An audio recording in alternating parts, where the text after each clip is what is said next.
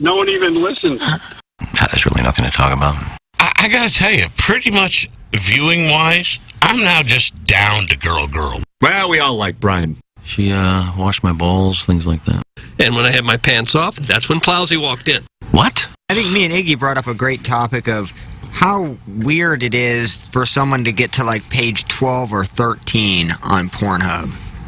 You know what I mean? Like, Oh, I've gone to page 24 before trying to find something I haven't seen before.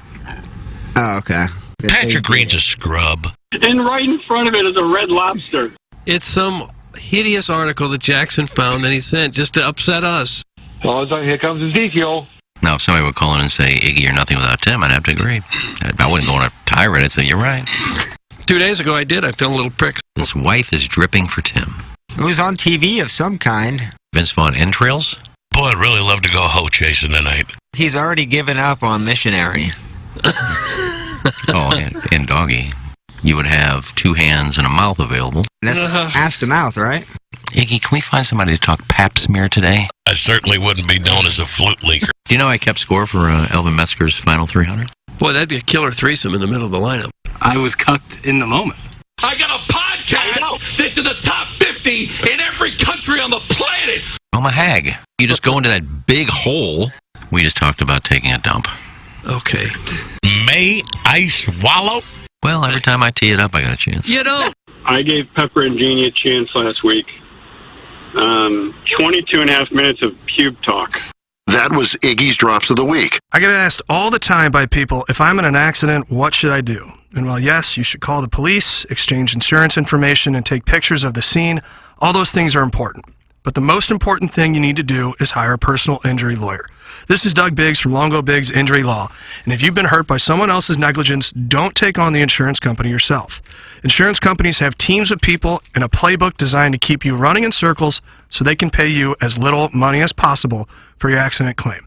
If you don't have a lawyer, they know you can't bring your claim to court, and they will never give you full value. We recently took an offer from an insurance company without a lawyer on the case from $12,000 to $200,000. You can't get that kind of result without an attorney on your case. Even if you don't hire us, you need to hire a personal injury attorney. Check us out online at longobigs.com. Don't miss this year's hottest tour. Trans-Siberian Orchestra, live in concert. The ultimate rock holiday phenomenon. 2 shows, Sunday, December 17th, Enterprise Center. Tickets on sale now at livenation.com. Ignite your senses with an electrifying fusion of rock and classical. Trans-Siberian Orchestras, The Ghosts of Christmas Eve. A portion of the proceeds benefit Prevent Ed. Live from the Michelob Ultra Studios, KPN-TFM HD2, Collinsville, St. Louis.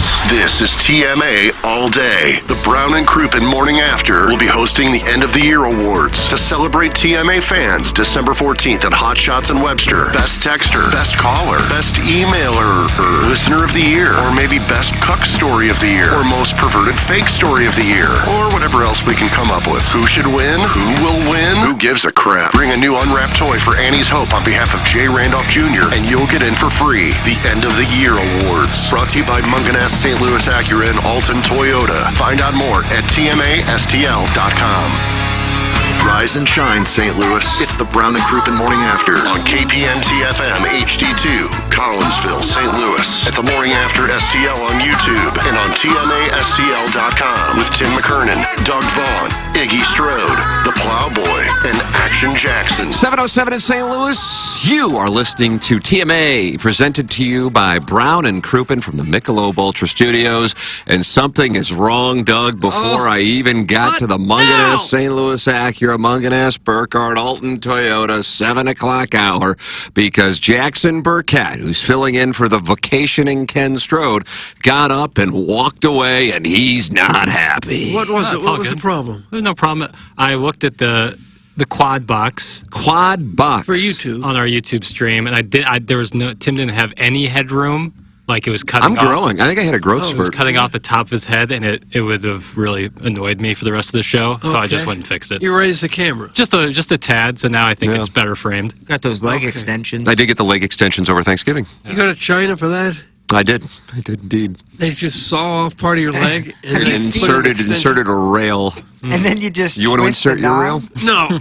No. Just asking questions.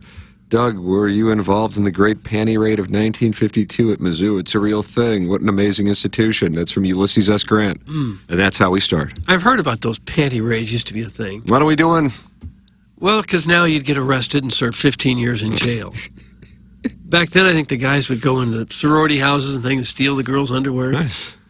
Yeah, that would Now you be just get those on OnlyFans, right? Yeah. Yeah, you can pay for them and avoid 18 jail bucks. time. I think how they do that is like they can be used into. It's almost like a letter of authenticity. They'll send like a picture of them wearing said panties. Oh, And I always thought that was super odd. Not only the person wrapping that up in a nice gift bag, but the one also paying, $150, $200 to receive them. wouldn't you just take one picture and then tell everyone, here I am? Yeah, absolutely. And then scale that bitch. Well, they're not happy already. Hey, you translucent twink. What's up? You got to turn up your levels on QFTA, or you got to start speaking up. To hear your dainty ass clearly, I have to crank the volume up, and Tim's loud ass blows out my speakies. Do you like that, Doug, instead of speakers? No, I didn't care for much of it. Yesterday was as bad as it gets. Gosh, come on, Fix, Jackson. period, it, period. That's from Milagro Tequila, Listener of the Month, January 2023. Beer Cats. I respect your complaint, and the criticism is fair. And I have also noticed this issue. Oh, wow. Well, Tim has been doing this for 25 years and has a very Hall of Fame years. full voice. Tim's voice is He's full-throated. I am. both bass and treble. Totally. Yeah. My esophagus gapes. My voice is very monotone. Did you say it's frail? No. Dainty? It was described as dainty. Soft. I would say it's a soft coming back voice. to football It's not feminine. because It's you not miss it, feminine. or are you coming back to football because you just had a big failure in broadcasting? No, that's a broadcast. Life imitates art. But either way, I am aware of this. And so when we record QFTA, we do it in this studio where I don't have my processor that we have back there that makes a tidy little audio file for TMA. So in the future, like sometimes what the Plowhawk will do during Sound Stories, I will have a backup recording in my booth to get the levels and see if that improves it, because I turn my mic all the way up for QFTA and I turn Tim's mic down a decent amount. And again, full-throated Hall of Fame voice to a very monotone, frail, soft boy voice. Doug and I, mine and Doug's mic, what's the proper term? You would say Doug and my mic. Those are tough for me. Anyway, Me and nonetheless, Doug's. Doug and my mic, man, it still doesn't me sound and right. Doug, to be me. We're No, you put cranked, yourself last. we're cranked Not all always. the way up on here, as opposed to Tim, whereas he's about at the level, and 4 is a little bit above. See, me and Doug are absolutely Doug and mine. cranked to the max. You're right. Doug and mine. Sorry. It's got to be a mic level thing, because when we sit here and talk, everyone sounds about the same. No one's yelling and no one's whispering. Everyone's talking in normal tones, so it must be the way the microphone levels send it to the recording. Absolutely, yeah. And this mic here, which I'm doing the show on today, is Iggy's mic, which is boosted up because Iggy kind of talks in a softer, lower bass voice. Yeah. We ran into those issues at KFNS where people say like their car would start shaking when Iggy would talk. Really? Yeah. Beer Cats should go play in traffic. Live QFTA was great, and Jackson looked hot. That's from Mrs. Jenny Shanahan, another female listener. And I appreciate that. I don't, as Beer Cats framed it, was certainly aggressive, but his complaint and criticism is fair. Wow. We could always better ourselves. Well, sure. No one's perfect. No, Tim. Yeah, I agree Yeah, with that. right. I agree with I was that, gonna but I didn't want to say it. We can all I didn't- strive for Tim's greatness. Right. Time for Gene Shalit to work on that throat gaping on a meaty dong. That's from our former fan page moderator, Neil Allen Craig Paquette. Well, I would also say that most people don't sound the exact same at 25 as they do at 45. You know, there is your It's not your the voice. voice. Our voices are fine. Our voices are normal. No one has a particularly loud or particularly soft voice. It's the microphone. It's the mic level. I appreciated live QFTA. Thanks, boys. That's from Sally Land. Doug, now all of a sudden compliments are coming in. Okay. What do we do? I don't know. Let's see. Audio issues, camera issues. This never happened on Ken's watch. We need the Atlas of radio to return. Don't you like that? The Atlas of radio? No, what? Because he carries the On his business on shoulders. his shoulders? That's correct. I would give Thank you, Iggy Iggy. I love you. Love you, buddy. $50 if he Feel can that figure out how to vibration? move any of the cameras around here and center them. I'll give him $50. I just do it Wow, manually. that's a nice offer. I mean, he got to take you up on that. He $50. doesn't have to go anywhere. He can just wander around. I the won't tell him studio. a damn thing. You have to go to that monitor over there and move 3 of the I'm cameras. not doing it to the computer. I'm just moving it with my hands. Nope. Yes. Nope. No $50. Why not? Because these are $1,000 cameras and we can't So just move what? with our hands. I've had $50,000 cameras on my shoulders. I moved those with my hands. A flex. It was a flex. You can move Right? cameras. God. They're not so delicate. You can't move them. Now you just hold $50,000 in your pocket because you're old money. Are you old money? I didn't sell the cameras. I had to work under them.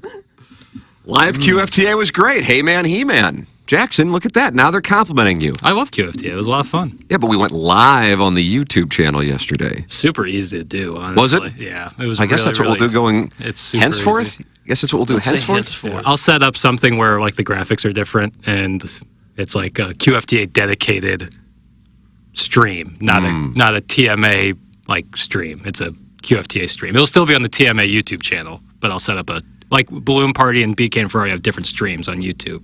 But it's all on the 101 ESPN channel. Bingo. Yeah. Bingo. Got it. Since going live, do you find a lot of women throwing game at you? Man, Jackson, how's that going? We spend like 4 hours already live, so I don't feel like an extra 2 would do anything different. Oh, I thought this was like a legitimate show. With the, Which one? The new one. Oh, like not I like don't know what show that I participate in that I would describe as legitimate.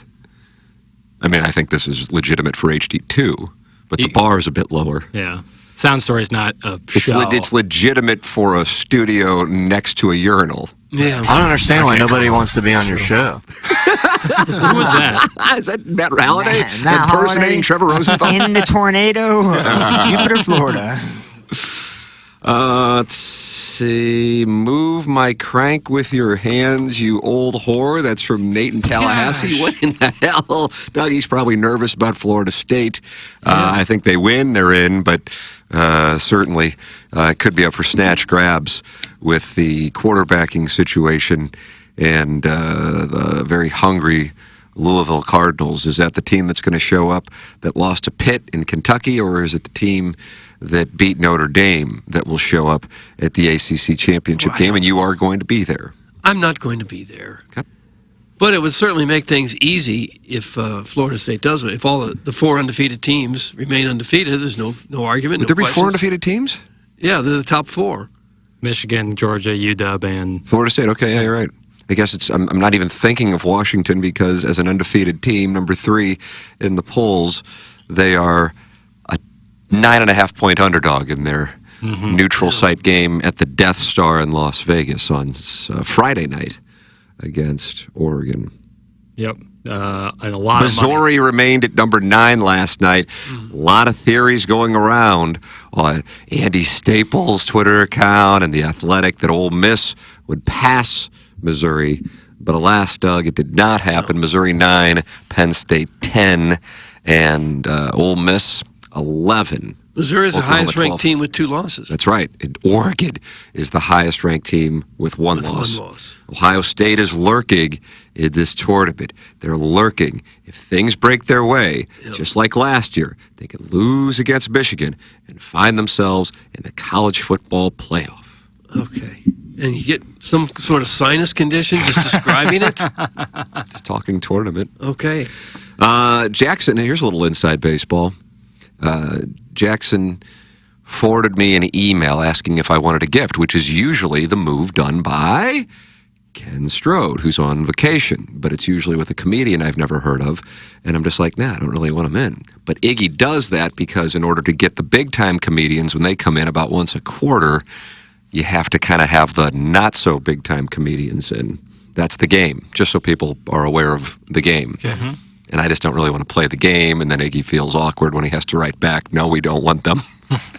Or just not respond. So then when, like, a big name comes through, they're like, well, you didn't have, Joe Blow. thank you.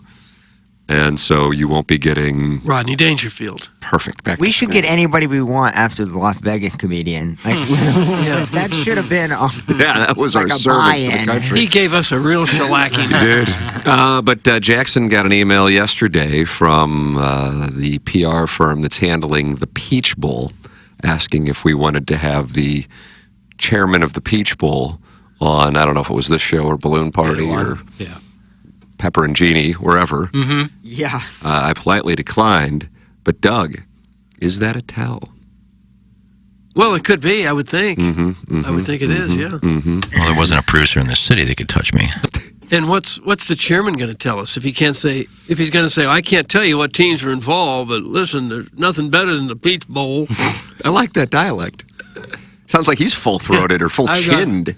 I've got on my orange sport coat here, and they pay me $750,000 a year to speak a couple times a year, talk about how wonderful the Peach Bowl is in the organization. Sounds God good. bless Butch Jones and God bless Charlie Daniels. I want that job. I do too. If I can't get Lenardi's job, I want that job. So I don't know if they're reaching out to schools all across the spectrum of who could be going to the Peach Bowl. Saw a theory yesterday on this Peach Bowl, Cotton Bowl, Fiesta Bowl. Those would be the ones that don't have any tie-ins for the New Year's Six.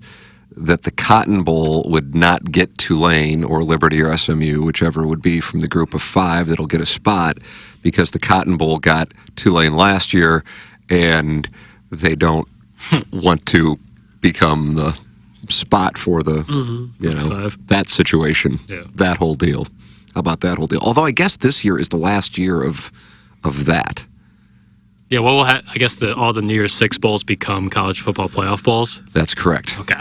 Yeah. So at that point, it doesn't matter who you have. You'll have massive interest. Can I just give everybody a fantasy? And I'm not talking about your standard less popular MFF or your more popular MFF. I'm talking about a college football fantasy. And Doug, it's a fantasy that could really be a reality, and would be a reality if we were 365 days from now, as to how things would look if we were talking this season, but in 2025. And here is how it would play out. And it maybe will hurt your feelings, or it maybe will get you excited for what is to come. Okay. Take a listen, if you would. Gather round the hearth, friends of the feather, as we Okay, we're listening. broadcast from the Michelob Ultra Studios, which has 95 calories and 2.6 grams of carbohydrates. Here's what we would have based on last night's college football playoff rankings. Well, Georgia, Michigan, Washington, and Florida State would all get byes. And then, let's look ahead to number 5, Oregon, number 6, Ohio State, number 7, Texas, number 8, Alabama, number 9, Missouri, number 10, Penn State, number 11, Ole Miss, and then, as the highest ranked group of 5 conference champion, Tulane would be 12, not Oklahoma. So that's important next year when this rolls around. Yep. Doug, let me take you to Friday, December 19th. Okay. What are we going to do? It's a Friday night. It's pizza night. What are we going to do? Oh, how about we watch number 12 Tulane head to Eugene, Oregon to take on the Ducks in the first ever college football playoff game, kickoff at 7:30 p.m. That sounds like a nice way to spend a Friday evening. They would play it at Oregon and not at one of these lesser bowl games? That's correct. Yep. Now, how does Saturday look? What do we got going on Saturday? Well, we're almost approaching the prominent winter holiday, because I will not say Christmas. You shouldn't. Thank you. What do we got going on Saturday's been? Well, I probably have a 5 a.m. skate. No. What about college football-wise? Oh, how about number 11, Ole Miss, traveling to the big old horseshoe in Columbus, Ohio for a kickoff against Ryan Day's Beard and Lane Kiffin at noon. Number 11, Ole Miss against number 6, Ohio State. That sounds like a nice way to spend an afternoon. Sure it does. Oh, we're not done, Horace. We're not done. How about at 4 o'clock? Your Missouri Tigers head to Tuscaloosa to take on number 8, Alabama. That sounds like a nice way. And, of course, Missouri is going to win that game.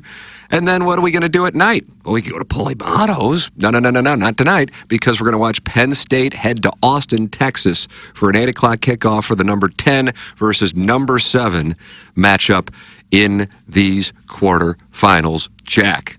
Sweet mother of mercy, feel your pre-fly. Gee. Oh, feel what? Feel your pre-fly. You would get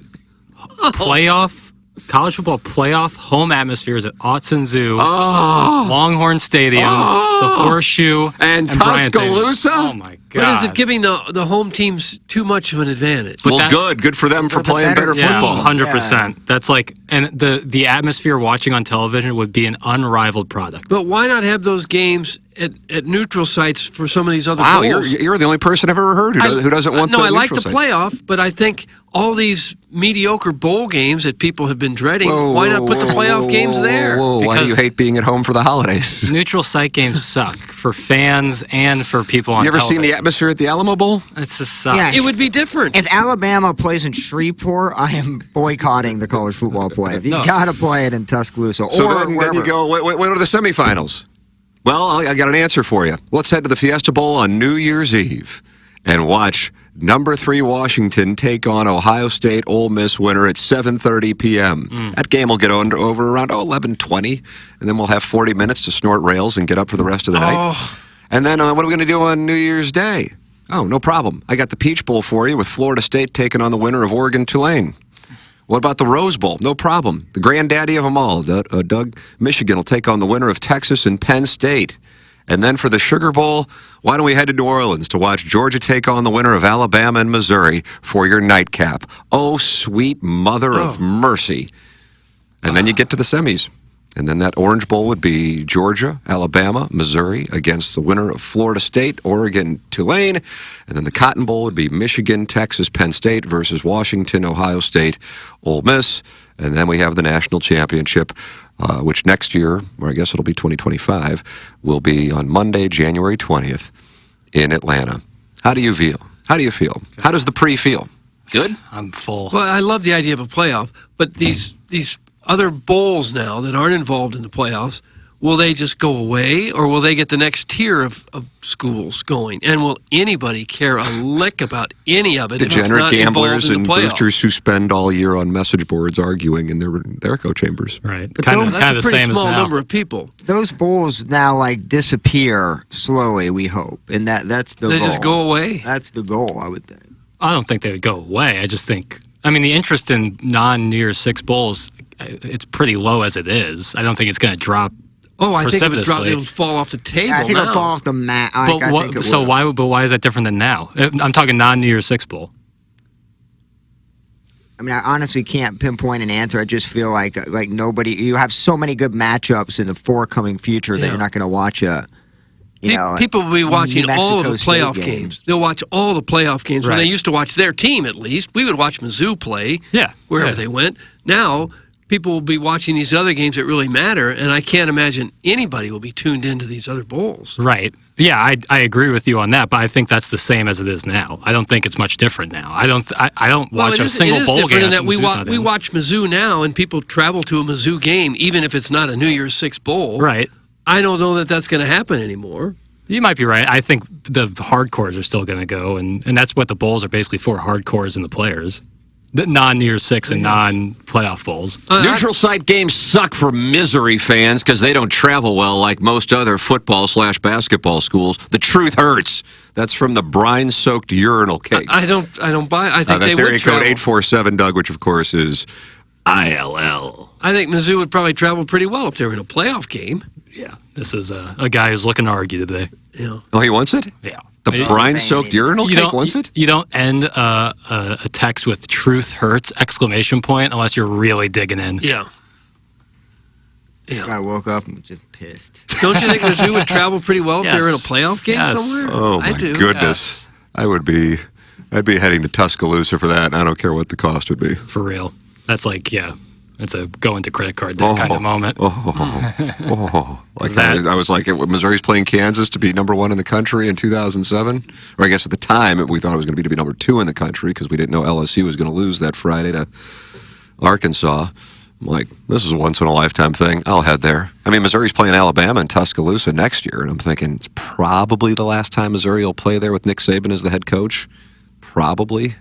So I talked to a guy might have to do yesterday. Talked to a guy yesterday. Went to the Michigan-Ohio State game. He Oh, said, really? Said tickets there were going for about 8,000. 8,000. Yeah. I said, why didn't you sell your tickets? He said, I had to go. I had to be there. Yeah. Only 107,000 can fit in that place, so I understand the demand. 8,000. Where do people get all this disposable income? What are they doing? Are they in HD3? HD3. That's actually correct. Yeah. A lot of guys with podcasts. I guess. And when you're on Must be. HD3, like you don't, showcase that you're on HD3. People just know. Yeah. You don't talk about it. Yeah, it's like old money.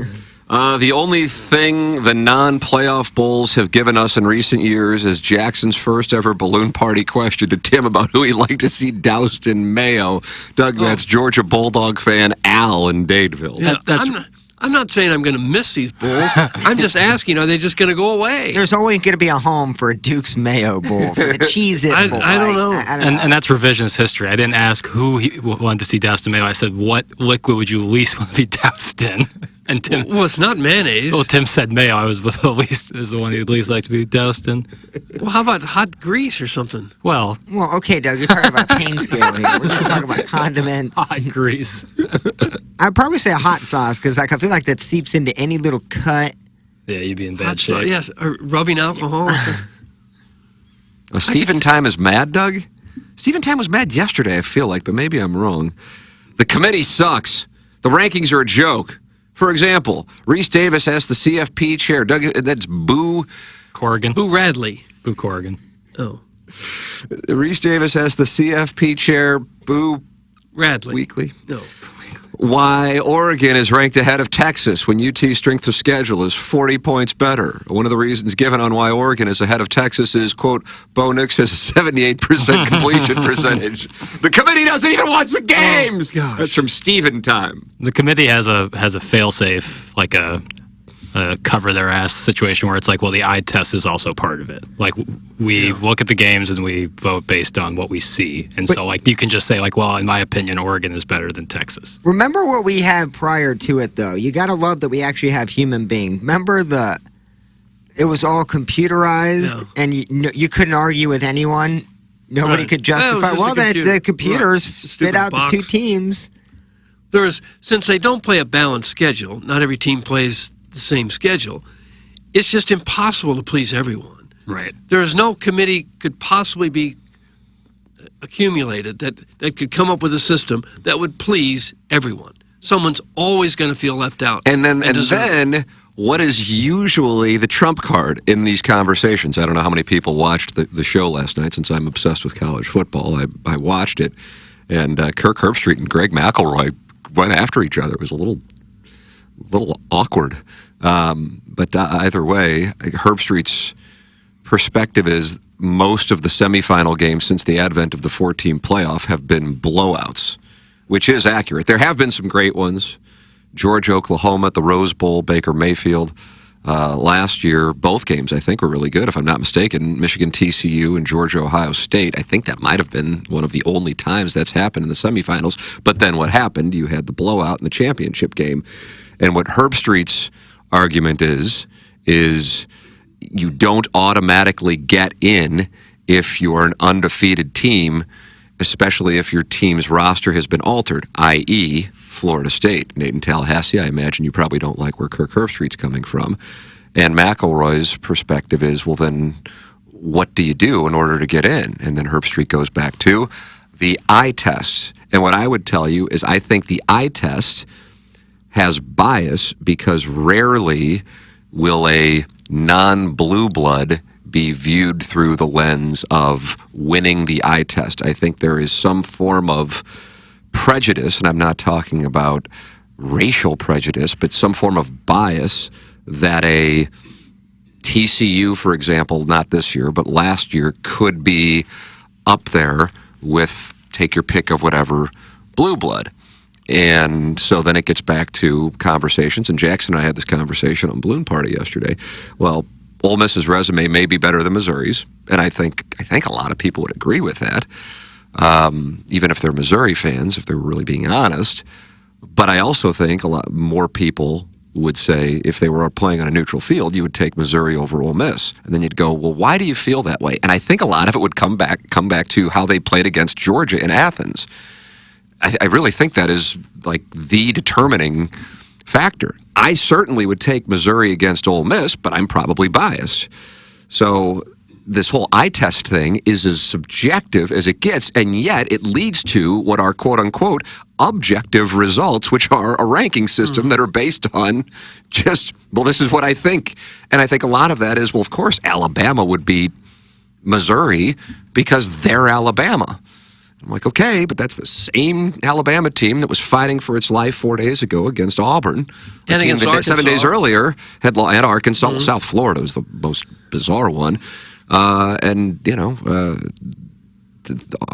a team that 7 days earlier had just gotten blown off the field by New Mexico State. So it's rooted in, you can kind of get to whatever result you want because of the quote-unquote eye test. In my opinion, Georgia and Michigan and Oregon are the three best teams, but then I think if you're an Ohio State fan, and I doubt we have many in the area, but we go, well, hey, we won against Notre Dame, we won against Penn State, and we were driving with a chance to win at Ann Arbor. So why are we all of a sudden way down here? And if you're Washington, you're like, yeah, we're undefeated, and we've played better teams than damn near anybody. And yeah, some of them were close wins, but the team that, like, we lose on Saturday and Oregon's in, and so what did all of that mean during the regular season?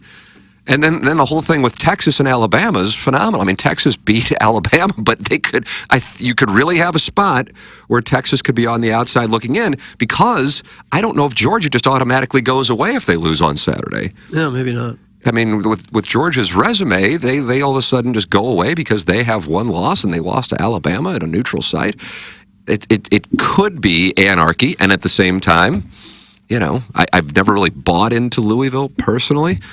It really does kind of stem around what goes on, I think, anyway, in that Florida State-Louisville game, because that's the domino. And it also isn't just about the outcome. If Florida State's fighting for its life, they might be able to say, and especially if it's a low-scoring game, they might be able to say, my God, without Jordan Travis, that's just not a top four team. And I think that's what Herb Street was trying to say. We're letting teams in based on record and not based on who is really the four best teams. And that is the supposed charge of the College Football Playoff Committee. But the College Football Playoff Committee can just go, well, we think these are the four best teams, and usually that's going to come from the blue bloods of college football. I think it's really unfair to downgrade a team because they have somebody hurt. How are you going to look those kids in the eyes and say, listen, you won every one of your game, but now you got a player hurt, so it doesn't matter? How are you going to say that they lost their quarterback, so they're not one of the best teams? Oh, but this other team lost a linebacker. Okay, so they're not in there either. It's unfair. I told you, college. And the eye test is all about whose eyes are looking at it. All right. If you're undefeated, I don't care if your quarterback got hurt. I don't care if everybody got. How do you know the backup's not going to be just as good? I don't know if you're where you are on it, Jackson, but I know Plowhawk, when you were talking about that college football game day thing where they said an undefeated Florida State might get left out. And I'm going, how in the hell do you leave an undefeated team out? I guess the one thing is this is the last year of it. Although there will be new problems created next year, whatever the problems may be, but there is an absolutely objective way to get in. You're a conference champion, you are in.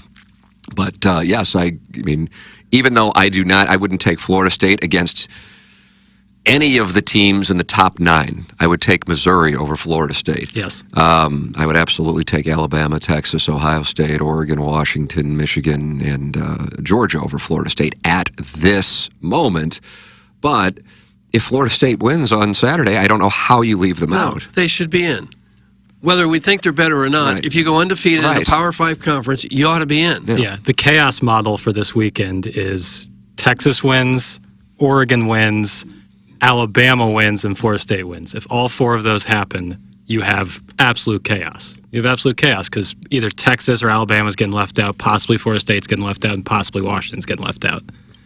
I don't know how you decide that, because like you said, Florida State would be undefeated, but I also don't think they're one of the four best teams in college football. Well, but what we think shouldn't matter.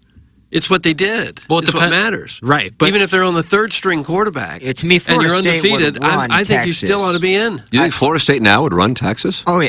Oh yeah. Wow. Yeah. So I don't understand the Texas thing that much. I know They they beat beat Alabama. They did. This is what 2.5 months ago, though. 3 months. I just don't think they've gotten it really that much better. At Florida State, I had them winning the national title, and I would be dude. If I'm Mike Norvell, what do you do at that point? Well, the ACC is getting bolstered up next year, and that's another thing too. As all these big conferences are getting new teams in, where it's going to be tough to play a conference schedule and not have a good enough strength of schedule to be in the So conversation. basically, if you're a top recruit, you either go to the SEC or the Big Ten, and that's going to be the only option because you can go to an undefeated team and still not make it. I know it changes in 2025, but I think I don't like that. You win every game on your schedule. And a one-loss team gets ahead of you. When you leave it to an eye test or opinion, there's just all kinds of. You can put a spin That's on what any I'm team. saying. That's my whole premise. And again, I think it's subconscious. I don't think it's malicious. That if you are a college football fan, it's tough to accept that. For example, I'll use TCU last year. That TCU may be one of the best teams in the country. It's just because TCU has rarely ever been one of the best teams in the country. But Alabama, Georgia, Ohio State, Michigan have been, and so there is a bias. Texas, to an extent, this hasn't been a lot recently, have been. Florida State have been. And so it's tough for the new bloods to come up, even though I think you may see more and more of the new bloods coming up because of NIL. If you do feel confident in Florida State beating Texas, maybe you'll get a chance to see it. You can wager on Circa. Jackson, tell the people about it. Yeah, absolutely. You can wager on Circa Sports for all these conference championship games, the NFL slate, maybe some midweek hockey or hoop rock, all available on the Circa Sports app because the world's largest sports book in Las Vegas is now in Illinois. The Circa Sports app is sports betting the way it should be with big app bets, high betting limits, tight money line splits, and the best customer service around. The best news of all is the Circa Sports app is available in Illinois. So if you want to go across the river, if you live here in St. Louis, if you already live in Illinois, sign up, start gambling. A lot of fun college football and NFL this weekend to gamble on. So get ready to start betting like a pro. Visit circasports.com for more details. If you or someone you know may have a problem with gambling, call 1-800-GAMBLER or text ILGAMB to 833-234. There you go. And if you are looking to really give a nice gift this holiday season, how about going to Glenn Betts Jewelers online at glennbettsjewelers.com, the official jeweler of TMA.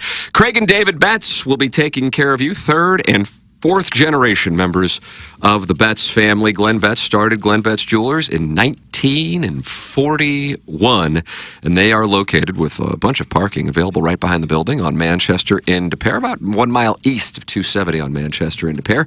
In the jewelry business, there is good, better, and then there is Betts. The Betts family passion for serving their customers has been passed down from generation to generation. The Glenn Betts difference is you are served personally, you are not sold. Glenn Betts Jewelers develops relationships through generations of your family as well.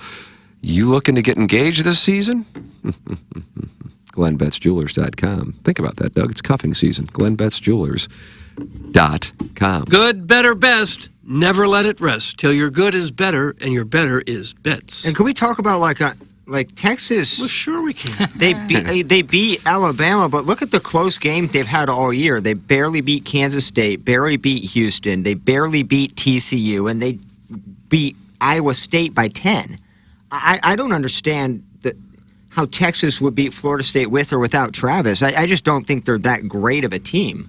FSU would beat Texas. Sigh. Stop talking. And that's from big old fan. My point still stands. Lately they've had really tight games against somewhat mediocre team. TCU and Iowa State are Kansas State's decent. Texas and Washington both have that going. Yeah, Houston. You beat them by one score. I don't get it. My thought still stands. I think Florida State would beat Texas right now. Once you beat Alabama, you get the reputation as one of the best teams in the country. Texas would piss all over FSU with Jordan Travis out. That's from the Green Park Goblin. It was 85, 90 degrees the last time. When Texas and Alabama played, that was 2.5 months ago. Mm-hmm. I understand it happened, and it was a great game to watch. I'm talking somewhat recency bias, the last 4 or 5 games, it's pretty tight against non-ranked mediocre teams. Yeah. Plowsy, I respect your opinion, but I don't think you're watching the games if you think Florida State over Texas at this moment. That's from Steven Time. I sit down and watch a lot of college football. I am very confident in my take. You can disagree with it, but again, I don't think Texas is this absolute powerhouse this year like you think. They have the Alabama win. Again, this was 2.5 months ago. Look at what they did recently. I personally am not sold on Texas so much as I just think Florida State is a really different football team without Jordan Travis. I'm not saying they were for sure like they are. That's where I'm coming from. If you put Jordan Travis back in there at quarterback against Texas, I would probably take Florida State on a neutral field. People can hate on the BCS, but do we think the 2007 Fiesta Bowl between Boise State and Oklahoma happens without it? A little results-oriented. That's from Kevin's brother, Jack Dowell. That was a good game, though. It was an awesome Statue of Liberty, Doug? Yeah, I believe. Hook and lateral. For the two-pointer? Yeah, that was cool. Plowsy, I get what you're saying, and I'm not disagreeing with you, but Florida State really hasn't played a lot of good teams this year. Agreed. I guess since they played LSU, their best win is Duke, but that was without Riley Leonard, and then they barely beat Miami at Doak. I don't see Doak. That's just it. I would say it was Clemson. You had time to say Doak. Yeah, because it was at Death Valley, but it was also an 11 Did they play NC State? No. NC State wound up being pretty good this year, and that's probably one of the only top 25 teams that people have no idea about that's actually wound up being good. I think it's Notre Dame's best win this year, which is really strange.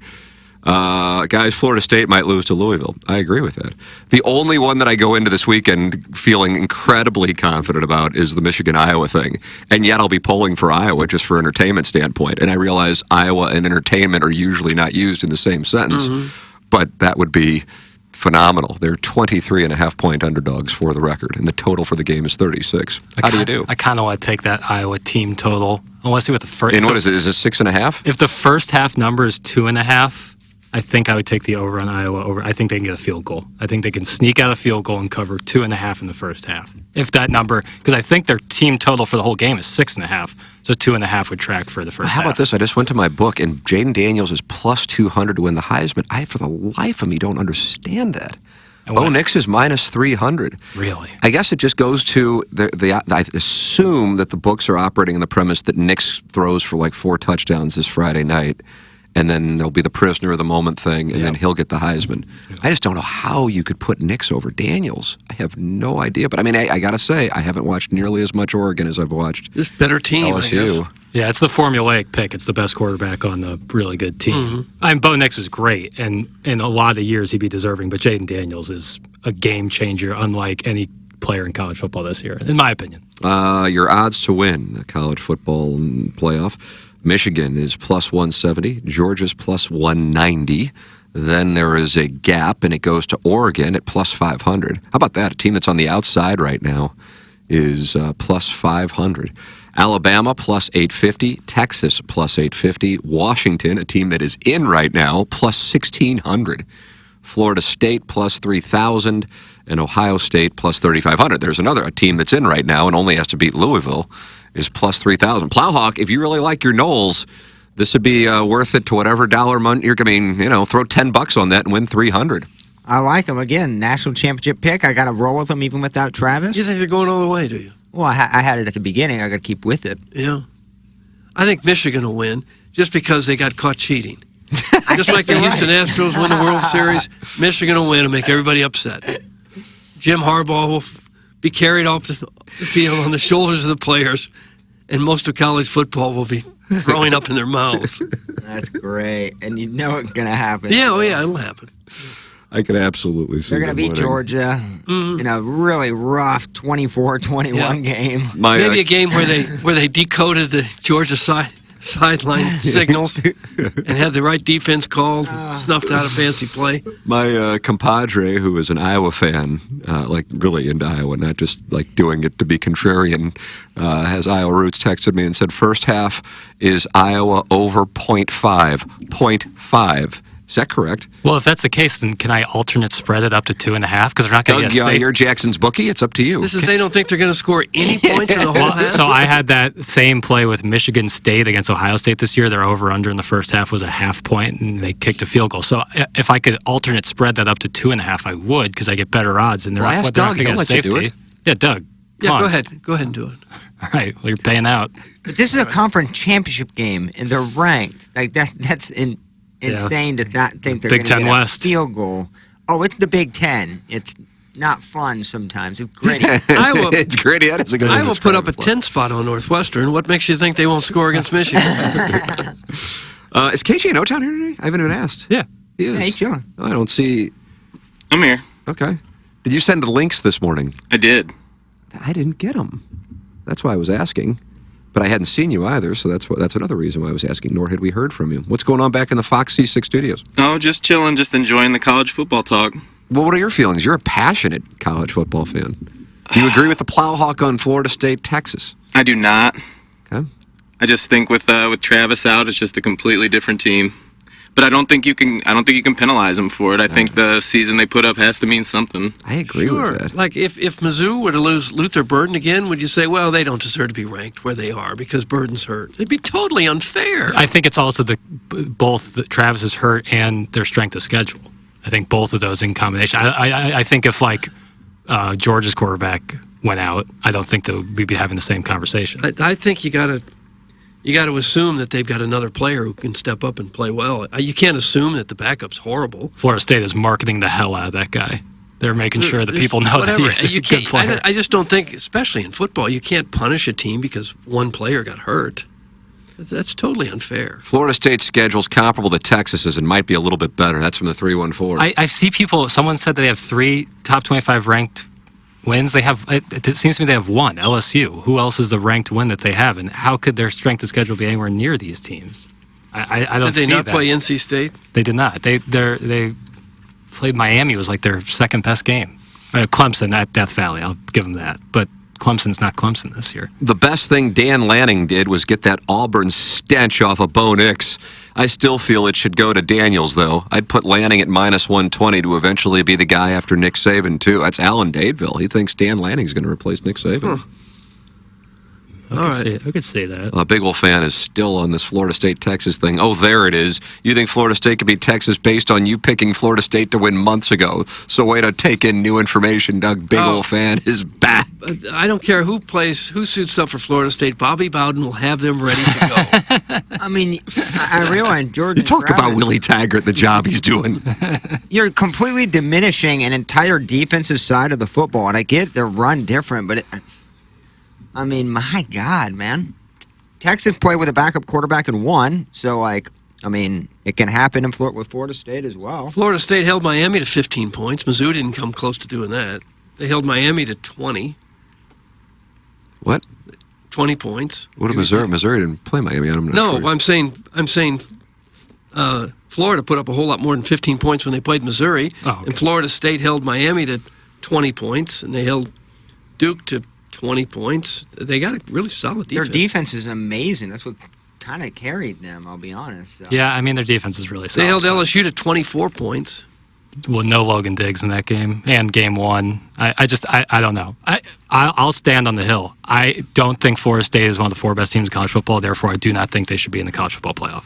Oh, that is. So you are going that way. I do not. Even if they win against Louisville. Yes. Oh, Jackson. Because the guy got hurt? No, because I don't. If the goal is for the college football playoff to put the 4 best Kirk teams, Herbstreit. Look at you. If they're the 4 most deserving teams. No, the 4 best teams. If their goal is to put the 4 best now you're talking teams, opinion instead of what really happened. But that's why they're put in the position that they're put in, because they're trusted to put the 4 best teams out there. And I do not think Florida State is one of the 4 best teams in college football. How are you going to look at Undefeated and tell them that? Conference winner. Show them to me.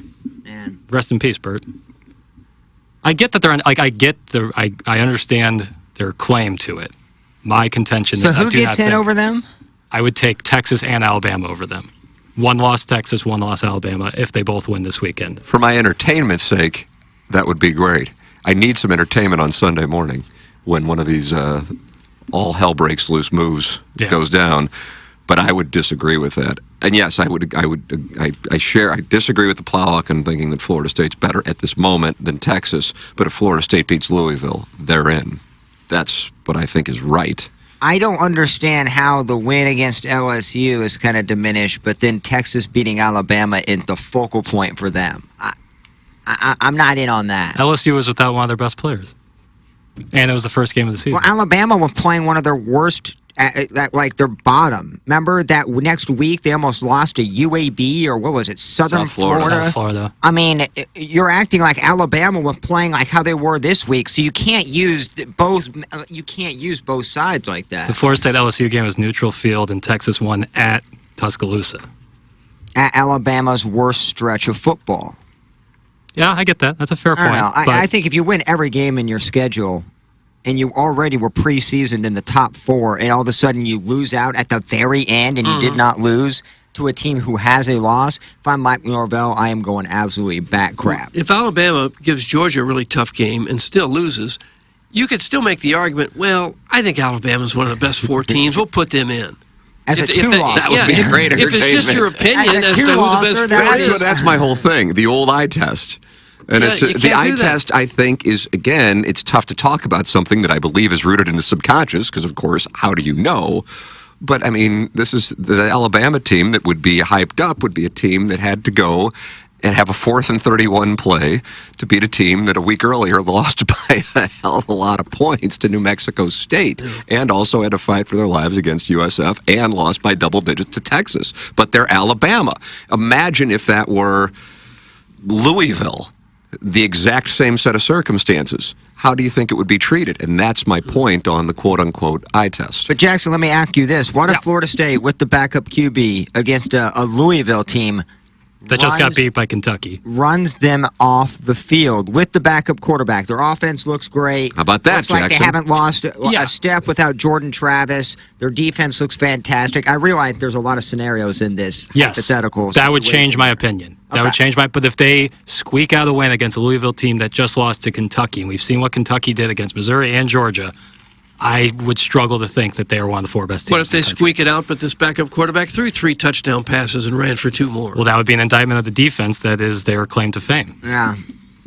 But then you couldn't hold the quarterback against them, that the quarterback got hurt. Sure. I mean, maybe. I would just have to see how the game plays out. If it's just going to be opinion in the eye test, a guy could say, well, regardless of the records, I think the 4 best teams are Georgia, Alabama, Ohio State, and Michigan. I don't stay up late enough to watch Oregon and Washington, so I'm going to put those 4 in because who's going to argue? It's all eye test in my opinion. Yeah. It can't just be your opinion. No, I know. I'm using both the record and my opinion on it. I actually want to see a 2-loss Alabama team. I actually hope now. I think they may win the whole thing. You got Alabama winning the national championship. I could see them beating Georgia. I mean, absolutely. Yeah, absolutely. I could see them beating Georgia. And after that 4th and 31, it just seems like one of those Saban destiny kind of things. Yeah. So if Alabama beats Georgia, does Georgia go? Do I think they should or do I think they will? Both of them. Do I think they should? No. Do I think they will? No. Wow, there you go, Doug. I think Florida State would have to lose. For Georgia. God, that scenario right there, if Florida State beats Louisville and it's 20-17 or something like that, and Georgia loses on a last-second field goal to Alabama, and then the decision becomes, and let's say Texas loses to Oklahoma State, which is also possible. Oklahoma State's a wide delta team. That what do you do in that spot? Now, in my opinion, Florida State would still go, even though I would think I wouldn't take them. What would you handicap the Georgia-Florida State game? Oh my God, double digits on a neutral field. This is my point. But I understand that, but my point is Florida State's undefeated, so they go, and to me, I can't accept otherwise. I can't. If Georgia loses and Michigan, Florida State, and Washington are still undefeated, then Georgia's definitely not in. Michigan, Florida State. And Washington. If they're all undefeated and Georgia loses, Georgia's definitely out. Okay, then who would be the 4th team? Alabama. If they beat Georgia for the SEC championship, they're in over Georgia. They both have 1 loss, and Alabama won the head-to-head. What about Texas? Texas would not get in. Even though they beat Alabama head-to-head in Tuscaloosa. Right, I wouldn't put them in, no. I'd say if Alabama knocks off the number one team, two-time defending national champs, yeah, they're in with one loss over God, I want chaos so badly. I would disagree with that. I think you have to put Texas in. I wouldn't.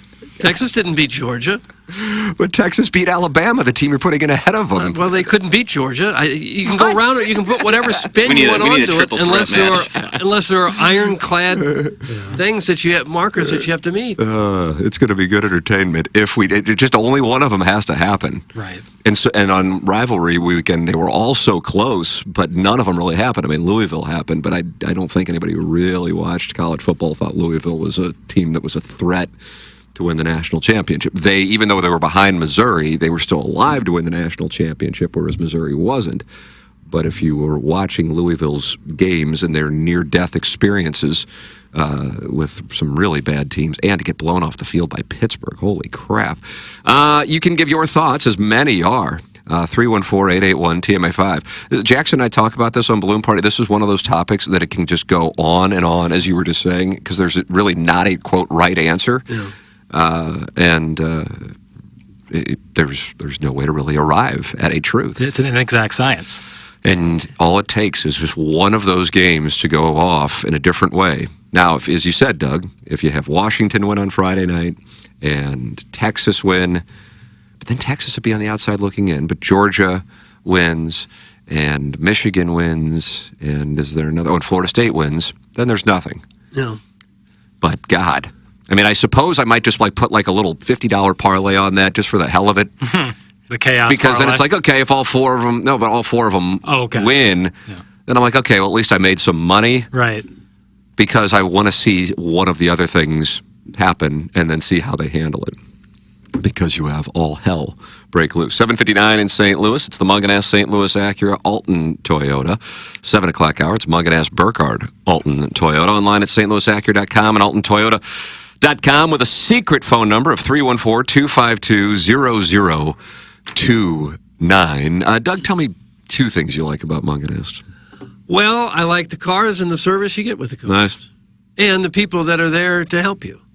And I like the snacks that you get while you wait. That's more than two, but there are a lot of reasons to like Munganess. The big reason is once you go there, you're not going to want to go anywhere else. You say, I got a car guy now. Yeah, then you do. It's Jamie Burkhardt. It's Clayton Patterson. It's Peter Munganess. In the service department, it's Ryan Seiberg. The number 314-252-0029. And you can go online at stlouisacura.com and altontoyota.com. It's Munganess, St. Louis Acura, and Alton Toyota, sponsor of our 7 o'clock hour. Doug, tell the people about Naturals. Naturals. Oh, that's a great place. It's holiday season approaching. You're wondering, I wonder if I should get the dog anything. Well, you absolutely should get the dog something. How about a treat from Naturals? Here, I'm holding them up now. Just two Bill. If you're on YouTube, Bill. Look at these wonderful treats. Your dog will love them. My dog, Dora, absolutely loves them. Naturals is a locally owned family business founded by two dedicated TMA listeners, yes, one of whom used to babysit Jackson. Naturals carries a lineup of limited ingredient dental chews, 100% rawhide-free options, and mouth-watering oven-baked cookies. It sounds good, and they kind of smell good. And your dog, I've tried these on 2 or 3 different dogs now. My dog and John Vaughn's dog, Elway, and the neighbor's dog. They all loved them. 3 for 3 so far. Your pup's tail will be wagging with excitement, tasting flavors like real peanut butter, chicken, and pumpkin. Discounted variety packs are also available, so your pup can enjoy all flavors delivered right to your door. And here's a treat for our listeners. Use the code TMA at naturals.com for an exclusive 15% off, plus free shipping on orders of $30 or more. That's naturals.com. I'll tell you what I'm going to do. I'm going to go ahead and spell Naturals because it's a little different. Do it! GNAWTURALS. Naturals, kind of like naturals, but no, naturals with a GN.com. Outrageously tasty, easily digested. Yeah. It's delicious by nature. It's Naturals. Your dog will love it. There you go. Washington, Georgia, Michigan, Florida State money line parlay looks like it would pay plus 878. And I guess the logic would be Oregon goes in if they beat Washington, so maybe I'd put half of whatever I want to bet on the Washington, Georgia, Michigan, Florida State money line parlay, and then I'll do another half on Oregon, Georgia, Michigan, Florida State. And that way I'm properly diversified because I feel like the Oregon-Washington thing, the logic, I think, is that whoever wins that is in. Now, maybe that shouldn't be the case. And somebody last night on that ESPN show was making a case for Washington, even if they lose. I don't recall who it was. Might have been Herb Street. Because if you look at their wins this year, they're actually more impressive than, for example, Ohio State's. Yeah. But the thought process is that Washington would automatically be out if they lose on Friday, and Herb Street was trying to say that they wanted to uphold the integrity of the regular season. Well, here's a team that did it for 12 weeks, and then they lose in the championship game, and then they're just out. And that's when he got into the Georgia thing. He goes, how in the world can you keep Georgia out just if they lose on Saturday?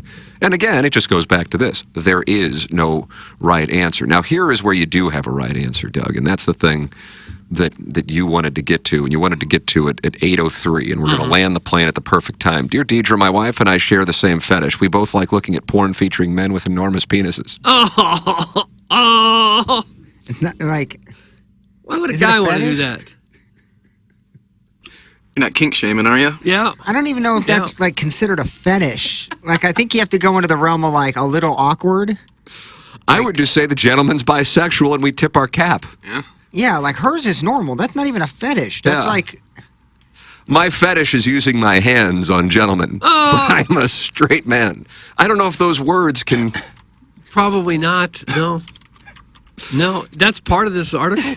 No, that was just me with a brief aside. Oh, okay. But she has no idea I do this. Oh, hold on a second. I'm going to reread the first Oh, I sentence. thought for they you. were like doing it together. That's what I thought too, Plowhawk. Couple. Dear Dedra, my wife and I share the same fetish. We both like looking at porn featuring men with enormous penises. But she has no idea I do this, nor does she realize that I know that she does too. Huh. Now I'd like to watch her having sex with a very well-endowed man, but I don't know how to bring it up. We've been married for 10 years. I'm 40. She's 39. Mm-hmm. Let's give the ages. Yeah, it's always a year or two apart. Usually fitness instructors. Our sex life has always been good, but I still enjoy watching porn when she isn't around. Lately, I've become obsessed with videos featuring men with extremely large penises. Oh. Mm-hmm. I'm not sure how some of these men can walk, let alone find trousers to fit. Right. I have never mentioned my interest to my wife. But the other day, I looked at her laptop history and, to my surprise, found she was watching some of the same videos as me. Could that have been his history that he stumbled upon? At first, I was a bit upset. I'm average size, and my wife has always said I'm enough for her. But then I realized that we had more in common than I thought. And this was a good thing. Oh. Didn't it remind you of Morgan Freeman at the end of Shawshank? Very dramatic, the way you delivered that. Yeah. I'd like her to experience a really large man at least once in her life. I know she would enjoy it. And I'd like to watch, as it would be a huge turn-on for me. The problem is bringing up the idea of fulfilling our shared fantasy is tricky. I don't know how she'll react. Even if she wants to go ahead, how do we find a suitable man to join us? Please, can I have some guidance? Oh. Boy, this is something that I think will resonate here for the audience. Dedra's got the answer. First up, do be sure your wife hasn't just been checking out what you've been watching for herself. But even if you do share a fetish, Dedra's calling it a fetish as well. I just don't know if that's a fetish. I don't know. That doesn't mean translating it into practice is a wise move. Often extreme fantasies excite us precisely because they're extreme. In reality, having sex with a man with an oversized penis could cause your wife discomfort and pain even. It could also make you very jealous and cause issues in your relationship. Not to mention that finding such a man outside of the porn industry might prove tricky. Why not talk to your wife about your fantasies and ask her about hers? This can be a turn-on in and of itself. You could also think about experimenting with sex toys rather than getting another man involved. Read my support pack, Sexual Fantasies, and you. Yeah. I don't think that's a fetish. Yeah, like would big breasts be a fetish? Yeah, you like women with blonde hair or a certain People body think type. that Is that a sometimes fetish? I have a foot fetish. Preference is the right It's not, word. yeah, it's not weird. Yeah, it's preference is better than fetish. Yeah, 100%. And I don't really like Dedra, like squashing this guy's fantasy. Like if Knock this it is off, what Dedra. if this is what he wants, let him quench his thirst. My problem with Dedra is everything can't be fixed with a support pack. It is if you're in the I think money. some if you're things are selling beyond these support pack. Yeah. You know, be real and say, okay, this is over. Well, she was preaching open communication. Yeah, Amen. Always on board with that. But I mean, if this is what the guy wants and the wife's on board, who's Dedra to say no dice? I don't know how you find that gentleman though. That's a lineup. tough one. Yeah, I get like man on the street, like looking for a large man. Yeah. Oh, man. Yeah, large man looking for large man. KG, didn't you parade around once with a sign saying that you would hoe for tickets or something? Yeah, I said I would slut for Morgan Wallen tickets. Waylon. Waylon, my apologies. Thank you. Women wanted to be like him, and guys wanted to be with him. No, we didn't. This guy's letter to Dear Dedra is stealing my fetish. We all know how big Tim is, but have you guys had a chance to see Welly's hog? That's from the recovering alcoholic how'd he from get brought Belleville, up? Western. Wellington get brought up into this. Wellington's always involved as well. I guess you go on Reddit looking for that. I don't even know. We absolutely have bulls in our audience. Oh, don't drag them into this. You think we have some bulls? Oh, sure. We knew one of them. Jimmy Woodrow Wilson. Woodrow Wilson. Do you ever get out of the bowl phase, or you just once a bowl, always a bowl? Yep. Yeah, is it like the you know, I like a think you biker just- gang? as you age, Once you you walk- put the patch on, you know, you kind of can't take it off. A bull would walk more slowly around the paddock as he aged, I guess. How about this? The Field app is where you find a guy. That's from Chicago BBC. I thought that was for threesomes. I feel like we've heard that for setting up threesomes. I guess this Field would be and a stream? threesome. I thought that was hunting and fishing. Just tell them the truth that you're a bull. Sweet Kai says he's a bull. Is that true? No. Wow. No bull. He's a man in love. A bull never gives up. There he was, Which right is there. also very scary. Yeah, too. the Chicago BBC guy is active, well, relatively speaking, in the text inbox. He sent in multiple texts. I'm going to see Northwestern play U of I on Thanksgiving, and I'm excited. I'm a hardcore Mizzou fan. That's from Chicago BBC. Per recommendation, they say no more than 7 to 10 eggs per week if you're a healthy adult. And the Field app is where you find a guy. That's from Chicago BBC. This guy's batting 1,000. He's well-rounded. Yeah, he's batting I 1,000. like how he just peppered that in there with his breakfast. I started eating too many eggs. I got to where I wanted a 3-egg omelet for lunch every day and was making them. You know, I made Because I was told you need more protein. So, boy, there's a lot of protein. Then I told one of my doctors, he said, what are you doing? Stop eating the eggs. You using butter to grease that pan? No. I made breakfast for dinner last night. Avocado oil usually. Oh, okay. Guys, there might be some big weens in your audience, but I doubt they've seen them in years. That's from Flip Wilson. They're calling the audience fats. That's what I Fat picked bulls. up. I hear that Hugh Beaumont's available and his gosh. legendary dong. That's from Admiral Pegger Esquire. Is he still with us? I believe so, and he's a bull. Hugh Beaumont? Gosh, no, he'd be 120 years old. Mind if you lay your love on my butt? He was in. Come on, Iggy. He was in. Leave it to Beaver. It was Ward Cleaver. Orson Woods Wacko says Mr. Licks is a steer. What's a steer in this scenario? I guess that's very similar to a bull with big horns. Yeah. A steer. I like how you looked this up. Yeah. Yeah, well, I'm going to the urban. It's in the dictionary. bovine Sorry, family, Howard. I know. Big old horns. Oh, yeah. Kai, you bitch. Get to New Hampshire so I can bend you over and dip my lobster off the butter on your tramp stamp while I gape. That's from recovering alcoholic from Belleville and Webster Grove. Sexually frustrated. Is that what a steer is, or recovering alcoholic? Steer. Okay. What does it say? I guess both could be What does it say true. about a steer? What makes a cow a I honestly steer? didn't get I've a never great heard the term. definition. It just says frustrated, comma, sexually. Really? It's a weird animal to pick for. Are they like neutered? Yeah, like a they're neutered steer? castrated. Is that like the Urban Dictionary definition of steer? I think a steer is already it's castrated, so it can't, like a steer can't. Like out of the womb? He couldn't be castrated out of the womb. Yeah, I don't know if Well, that's then why would that? Halsey, why- you're the farmer. You tell us. I mean, I don't. Does every steer get neutered? It says a No. steer is a castrated bull, yeah. Yeah, Okay, that's what all I'm right. saying. I thought they were Calm 'em already down they were a little bit. castrated. All right. And I they get get it. castrated in the womb? No, they wouldn't do it in the womb. See, Sounds like. I got the definition correctly. I thought it took me a while. A steer is a bull that's been castrated. Okay, Correct. so that makes sense. That makes sense. Tell Chicago BBC to send in a pic and let the dais be the judge. That's from Ernie Bjorkman, Doug. He wants the gentleman to send in a picture of his ween. Okay. No, we don't want that. We've had a lot of that in the past. We don't want any more of it. Guys, circling back to bettering yourselves, any chance we can get that highly anticipated Patty Maroon and David Freeze podcast in the next year or two, and maybe the $10 off any order of $900 or more to Sherry's Berries? Oh, my God. That I won for Text of the Day back in September of 2018. Thanks. That's from Gunter, skeleton supporter and chairman of Talking About Hard Deadlines That Have Little Upside. They used to send us some of those Sherry's Berries. They were good. Strawberries dipped in chocolate. Hello, St. Louis. Good, they were good. And if you spend $900, you get $10 off. Yeah. Man, they were good, though. Get your berries online, get your sheets in Brooklyn, and get yourself a little holiday season. Well, there we go. Right. I wonder if anyone went to Brooklyn to buy sheets. That would have been great. You think anybody did? I like when Tim had his personal stylist. Yeah, I had a personal stylist. Yeah. It was an odd live read. I think the Brooklyn thing would be funny if there was an in-person promo code. You could get like 10% off if you actually went in store, so you'd have to buy the ticket, buy the hotel. They wouldn't know what to do if you walked in and said, I'm from St. Louis, I'm here for the sheets. I'm here for the Brooklynans. I do like the idea of a personal stylist. I think we should all have one. I agree. Come I'm in wearing a dressed to St. the- Gabriel sweatshirt. dressed What do to I the need with nines. fashion? Come in with fedoras. Yeah.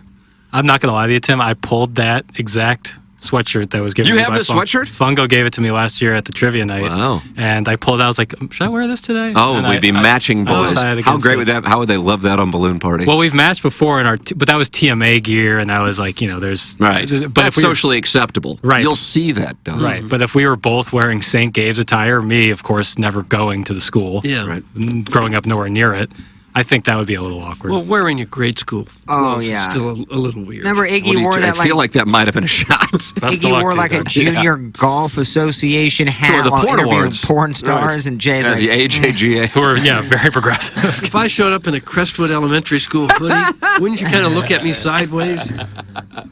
Well, you have kids there. No, they didn't go there. Well, still. Like a new That's one. how you If it was should like, start the if it was like a throwback, like something you wore while you were in grade school. Guys, any chance of a TMA Live hog off at the year-end event? Oh. Doug, would you like that to do the year-end awards? I could see it happening. Yeah. I mean, how would you do Kind of organically. What is it like? Just a cattle line? Just everybody lined up? Line up the steers. The steers. Guys, can you bring back cocktails and conversations? That's from Lady Sonia's Teacup. Oh yeah. I ran the board for What was that? that. Was that on 1380 The Woman? Yeah, I ran the board for that. What time of that? Was that like the happy hour show? Honestly, I forgot the exact lineup.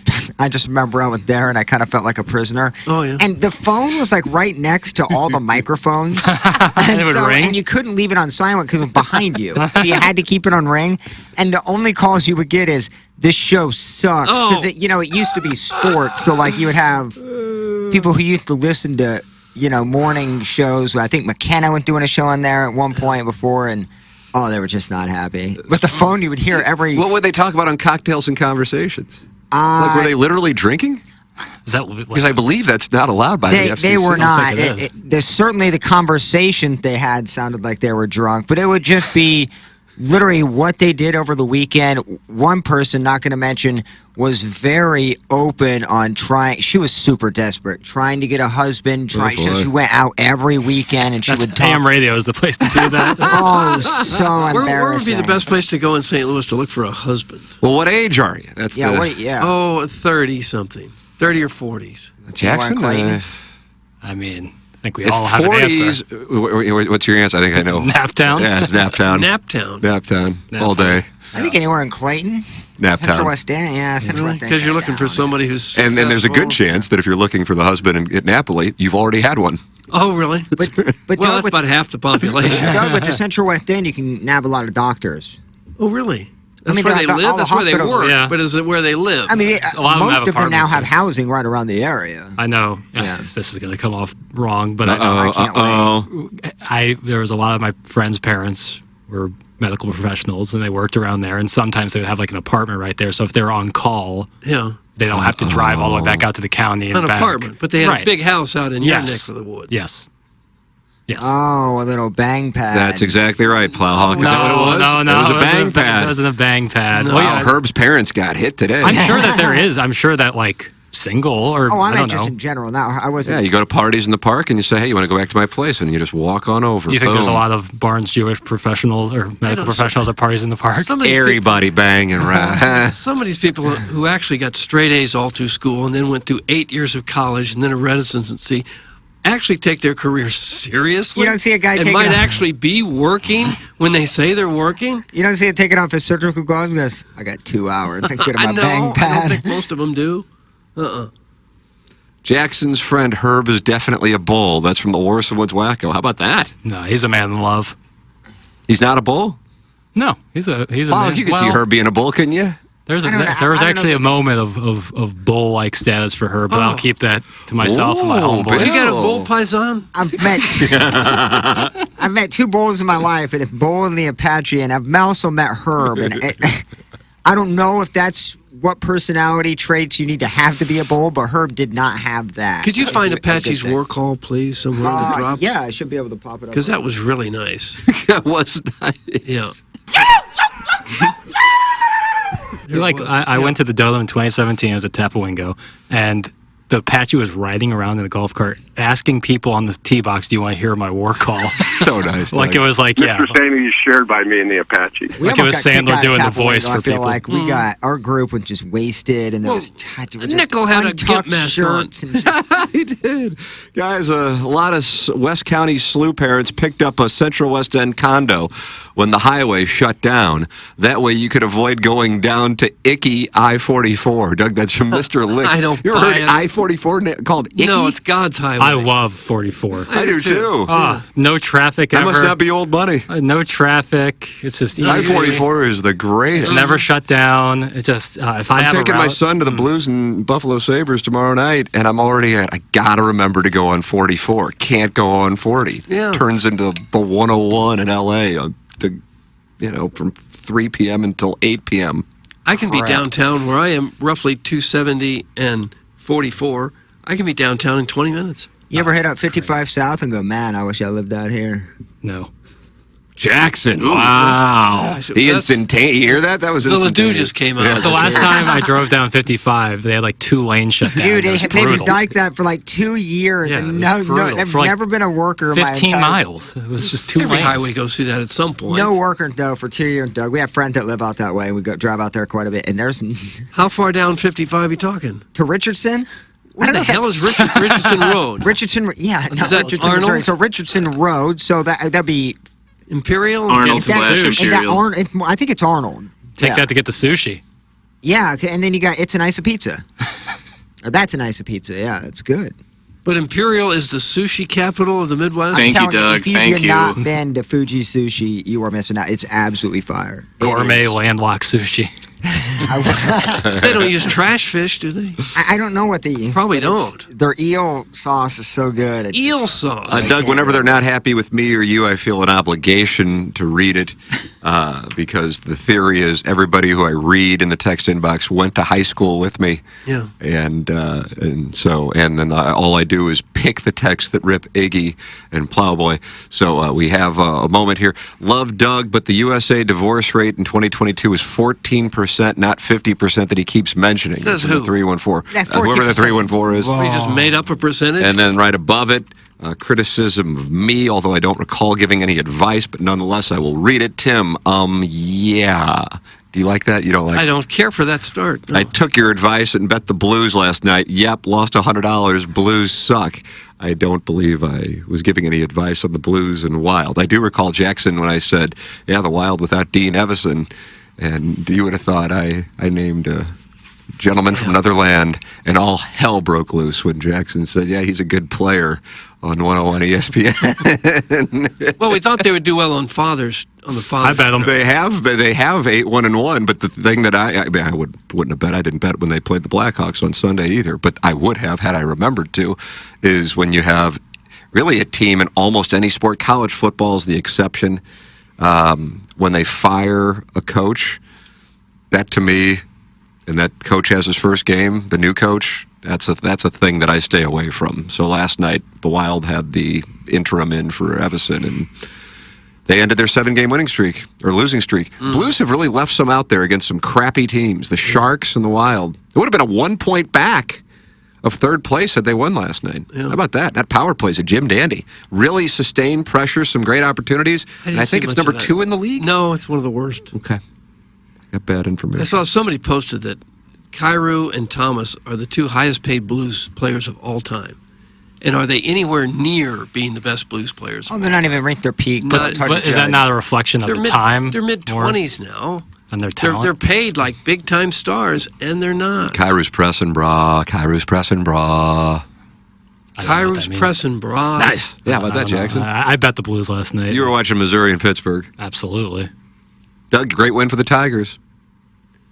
Yeah, they beat Pitt, right? Mm-hmm. Yeah. Billikens lost to Utah State. You know, Utah State's a team we saw. They're good. Take on Missouri in the NCAA tournament. Yeah. 3 losses for the Billikens, but yeah. Missouri 2 road Power 5 victories, and then they lost to Jackson State. Gibson Jimerson passed Easy Ed McCauley on the Sleuth scoring list. Yeah. A lot of that. I would have thought he'd be right near the top, but I guess the game has changed. Volume stats miss me with them. In Doug, we're back on divorce. I'm just going to move off college basketball just because I want to keep people listening. In 2021, a total of 689,308 divorces occurred across the 45 United States. Are we down? Did we lose 5? I feel like we should have led with that. Yeah. Across the 45 U.S. states that report the statistics. 5 don't. Huh. During that same year, nearly 2 million marriages occurred, making the United States marriage rate 6 per 1,000 people. Far more people get married over the course of each year than get divorced. These divorce statistics show what happens to marriages that end and when and how couples decide to end them. How many marriages end in divorce? So what about the famous statistic that half of all marriages end in divorce? That's true, but only when it comes to first marriages, half of which are dissolved. How about that? Dissolved. Second and third marriages actually fail at a far higher rate. When do couples get divorced? When marriages end, usually some time has passed since the wedding. In fact, the average length of marriage prior to divorce is 8 years. There are divorce statistics, Doug, that is courtesy of our friends at Forbes. So he said it was 50% and even higher with second and third marriages. Yeah. So it's higher. So I don't know where the Now, person who texted in said it was 12%. Well, I was surprised it was that low. Perhaps he's saying 12% every year. Maybe 12% of marriages per year end in divorce. But if you're married 5 years and then get divorced, you're still divorced. That would still add to the overall divorce rate. You see what I'm saying? Yeah. So the numbers would increase every X amount of year that. Yeah, it's that person. When they say 50%, I think they mean the marriages that ultimately end in divorce. Not every year 50% of the people are getting divorced. If that were the case, nobody would be married. I think what the person who sent that in, because I just typed it in, and the Google thing, that sounded very... The Google machine. I like that. But like when you type something in, sometimes Google will give you like this, but it's not really indicative, because this is 14% per 1,000 married women. That's not, you gotta look at the total, right? Just not per... And that was done at Brio. That was done at Bowling Green State. Oh, Doug. Oh, Brio's sister campus. That's correct. I married the same person twice. What are those percentages? That's from former fan page moderator Neil and Craig. I didn't know that. Low. That's an interesting little fun fact. Matt, I know. Doug is somebody 100% correct. That's from the total package. You know a lot of people who do that, Plowek? Madison Parent did that. Oh, is that right? Yeah. They got divorced and then they got remarried? Yeah. How about that? How about that? Love them. I think that's romance. Love them. They're great people. Yeah. So the lawyer got paid when he didn't need to. And I don't know. I'm not going to dive into who paid what, but they are happy, and yeah, it's good for them. Everything works out, Doug. I feel like. Yeah, for some it does. If you want it to, yeah. Yeah. Well, glad it did for them. Yeah. Back to you in the studio, Steve. Okay. I thought you guys were having a conversation. I didn't want to step on you, but guys, it was the wrong call. Well, I don't know if I've ever done anything wrong in the 20 years of the show, but I guess I did right there. Thank you, KJ. Doug, I know at Design Air Heating and Cooling they won't do you wrong. Maybe I'll do you wrong right there, but Seth Goldcamp won't. Design Air is online at designairservice.com, and boy, it's supposed to be nice today, but I felt like I was freezing my balls off walking in here. What do I got? Yeah, it's supposed to get in the 50s. How do you do? Sunny and 50. 57 today. How do you do? Highs in the 50s the next few days. Either way, temperatures getting into the 30s for lows over the next 10 days, and you want to make sure your furnace is firing on all cylinders. Get your furnace tuned up at Design Air Heating and Cooling online at designairservice.com. Doug is a client. I am a client. I have had my furnace tuned up, and you can do the same thing, and it takes a matter of minutes with Design Air Heating and Cooling. They're online at designairservice.com, the official HVAC provider of TMA and the Tim McKernan Show. And we posted a new QFTA yesterday. Jackson, what was the title? All you self-promoters are janky. Are janky? I loved that title. Now, how do you define janky? Something that's unappealing, something that you wouldn't want to be around, either a person. How did we get on that topic? Even though I did this 18 hours ago, I don't remember how we got on the topic. The Carissa Thompson discussion. Oh, yeah. You shared Doug and I's, and I'm sure plenty of people's, that you just shouldn't say someone said something if they didn't say it. 100%. But you push back on the... i.e. the media views column in the Post-Dispatch. Right. That's where I've picked up things and I go, no, it didn't happen, but Right. I'm reading things about myself that aren't true. So I sympathize with that part. My issue was, and I was off the days when that happened, when that story was a headline, is the way that a number of sideline reporters, not necessarily the ones who have established themselves, although they certainly were doing it too, but at least they've established themselves, took that moment to make it about them and their careers, all while stomping on Carissa Thompson's body in the process on social media. And that is how Jackson arrived at the following. Drake's first line in the song 4 p.m. in Calabasas, all you self-promoters are janky. Doug, you like that? All you self-promoters? I don't care for it, no. We're established like the Yankees. No. It's an excellent. That's why I used the word janky, so he can Right, run I with was Yankee. quoting. I wouldn't use the term janky, but it's applicable. Nice. Applicable? I'd say applicable. I think I'd go applicable. It's smoother. No, I won't go. So that's the title. But we talked about Merkins? To kick it off. Yeah, I think I talked about like the shrub situation in the early 90s versus the late 90s, and there was a clear change. And I don't know what caused that change. I don't either. But it changed. And I think the transition was the landing strip. It didn't go fully shaven from the early 90s to the late 90s. In the middle, fittingly, there was the landing strip. And you have to wonder if producer Joe was the one who got that. I've got a landing strip. You're saying the middle 90s? It was I've got a landing fitting strip. that they started shaving all but the middle. That's correct. Iggy's absence has never felt more than when we talk shrubs. And Merkins. And That's his bailiwick. Is passionate about the Merkin. Talked about, then we, of course, transitioned into the JFK assassination. Well, you're missing something in between. We talked about your REM sleep. Oh, Doug, 3 hours and 6 minutes of REM sleep 2 nights ago, according to my Whoop. Is that good? Oh, yeah, I had 6 minutes from Sunday into Monday, so I was just dead. Plowhawk wasn't feeling good on Monday, and we were battling. 6 minutes of REM sleep. We made it, but 6 minutes of REM sleep is like an all-time low, and I would know that because I enter it into a spreadsheet every morning. Why? Because I'm a effing mess. Oh, I got put on new medication about a week and a half ago for like brain fog, memories type stuff, and now I'm having wild, long dreams. Fantasies even. Maybe I'm just remembering the dreams because they say you dream every night, and I never remembered anything. But now these dreams are just going forever. All men in the dreams? Some are kind of funny. Last night I was back at Channel 4 doing a sportscast, didn't have anything prepared, nothing worked right, that kind of thing, those kind of dreams. But I didn't remember them before, and now I'm remembering all these crazy dreams. Sounds like you're in a lot of REM sleep. I don't know. Sounds like. Maybe that's what it is. And then whatever else we talked about on QFTA, and the title again is what? All you self-promoters are janky? And so last night, Christmas cards is not something I've ever, you'll be surprised to hear, gotten really involved in. You seem like the kind of guy that would sit and write wonderful letters to all of your relatives. And so my wife was making the observation about Christmas cards, and I'm just like, and she goes, and I guess we got to make sure we get Iggy's address. And I go, okay, sounds good. I'll send him a text. He's out this week.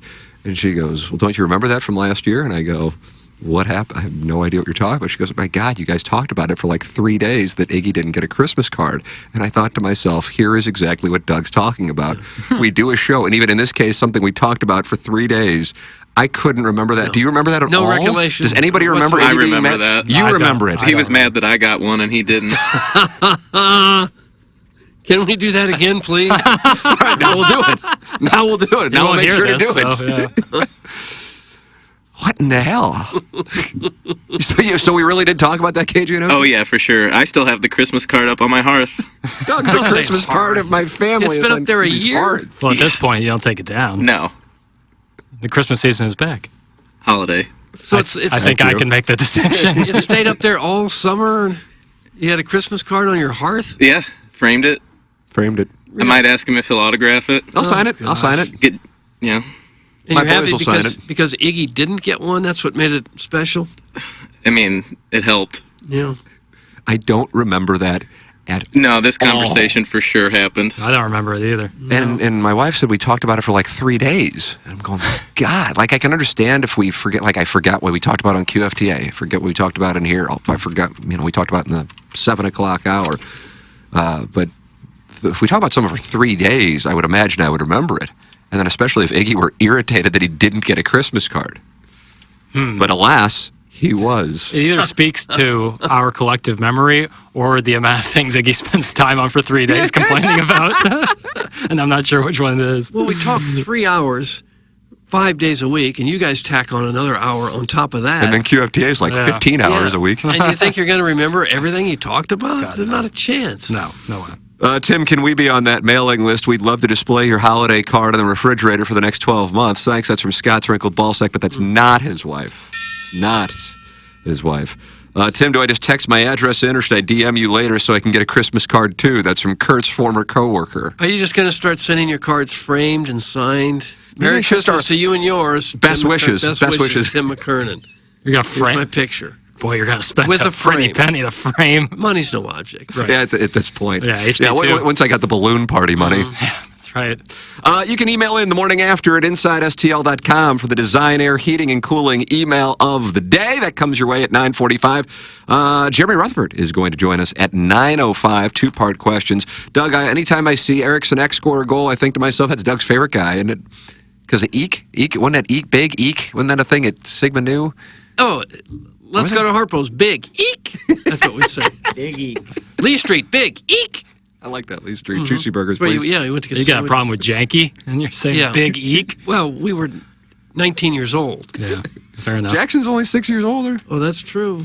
You can see Eek. Eek. Erickson Or Eck. Erickson Eck? It's two different, so it's two different names. His last name is Erickson Eck. Yeah. Okay. He scored their first goal, isn't it? Right. I'm trying to say. I've heard. Did you know that before I said Same that? kind of No, thing no. as Nate Hobgood-Chittick. Yeah, he had a hyphen though. But does Eck have a hyphen? No, he doesn't. Actually. Okay, so it's like a use van. one. It's like a You van. could use one. It's like Van Persie, like Van 2. Van Earl Wright. Erica Nice. Badu. No hyphen. No hyphen. That's just one word. And had a child with Andre 3000, who has a flute album. Am I He correct does, on that? He does. Who's Shout out playing the 3 flute? Stacks. Andre 3000. Yes. The jazz flute? Like Ron Jeremy. Not Ron Jeremy. Ron Burgundy, brother. Ron Burgundy. He Yeah, played the wonderful jazz He flute. did indeed. Christina Applegate, you're correct on that. That is correct. Now, Andre 3000 has a flute album, and he He has a- married Erickson Eck No, he had a child. with Erica Badu. Who- And that was what the basis was for Miss Jackson, which was on Stankonia, Doug, which came out in October of 2000. Classy. If I'm not mistaken. You don't like I mean, the Bombs album Over title? Baghdad, to Stank me, on ya? underrated. Do you agree, Jackson?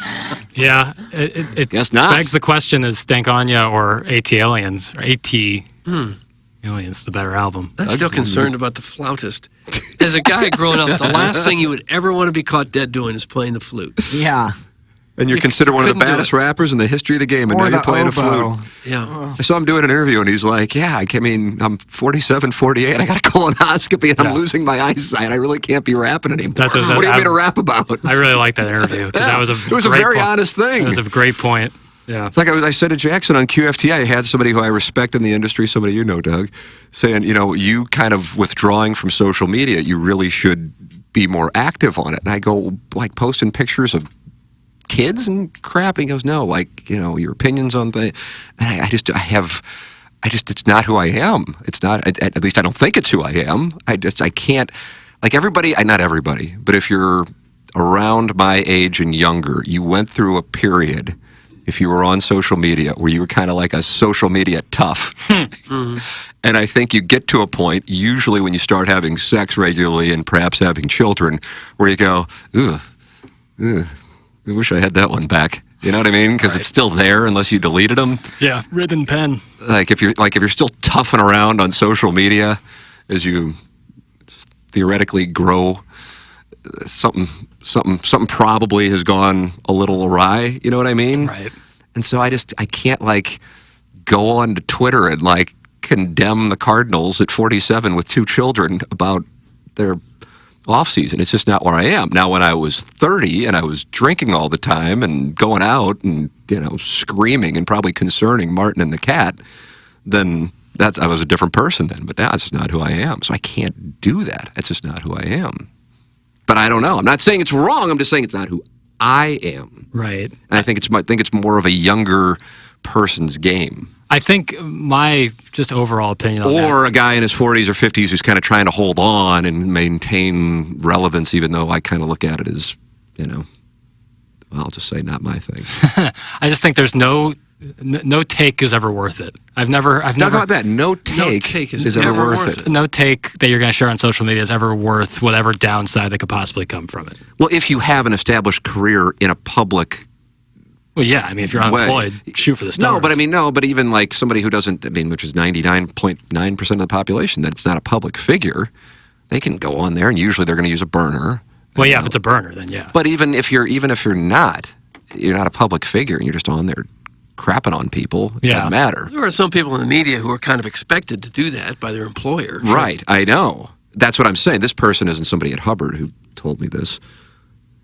I don't know. But maybe he's not talking about like giving takes so much as just not. Might have completely withdrawn, but just not really using it anymore. Right. And who was it? Were you saying that like Twitter is a complete cesspool now? I mean, I thought Twitter was a cesspool for a decade, but it's worse now. Is that right, Doug? Is that right? It's brutal. Is it worse? I don't see that it's a whole lot different. I love my timeline because I mute everything. I mute so many words. I still find Twitter enjoying because I just stop with anything that I know is going to piss me off, annoy me, or whatever. I'll then put it up in the muted words, and it works like a charm. Well, we spit an awful lot of hot takes here. Boy, do we if ever. we said some of the things that we say here onto Twitter, I'm not sure how that would go over. Right, and I think it'd be a whole different thing. Tim, to your point, you also, with your job, have 4 hours, 3 hours, 4 hours a day to like give your opinion, whereas some people, Twitter is their HD2.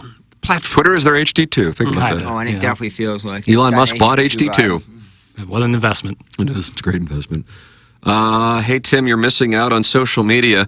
Doug looked extra nummy in the Instagram pic he posted a few days ago, slurping on his smoothie with duck lips. So naughty. Thanks. That's from Big Tuft. I saw that picture, and all I could think was, welcome to the Wispy City, baby. Wispy City. God, it is Look amazing. at that hairline dropping City, precipitously by the day.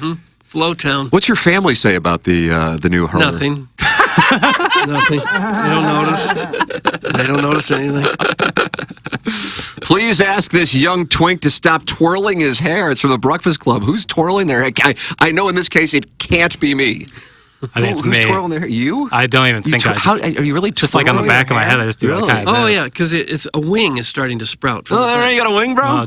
Welcome to Wispy City, Doug. Yeah, there's problems you have when you have this much hair. I do it without even thinking about it. It's just a tick, I guess. DLG. This whole studio is follicle friendly. Yeah, getting there. Anyone who doesn't like Elon Musk complains that Twitter is worse now. It's the same as it always was. That's from Cuckleberry Finn. I'm not active on it anyway, so I don't really know. But what was it? Oh, Jackson, because on Balloon Party, they were dying for us to talk about the Connor Bedard mom, Corey Perry thing. And it was like, I don't really know what to say. I'm not scared of talking about it right here. I'm just like, I don't know what's real and what's not. And, I don't really know what. I don't know what the real, obviously, the Blackhawks, I say obviously, in case you didn't know, the Blackhawks held a press conference yesterday and kind of talked around the situation. Do we have that in Fun with Audio, by the way? I'm not holding people accountable. I did not put it in there. Okay. Was it Kyle Davidson, who's the Blackhawks GM, talked about it? It did not involve anybody's family. That Corey Perry, who's been let go by the Blackhawks, slept with. You want to hear it? Oh, okay. Well, let's take a listen. Okay, hit the lever plowsy.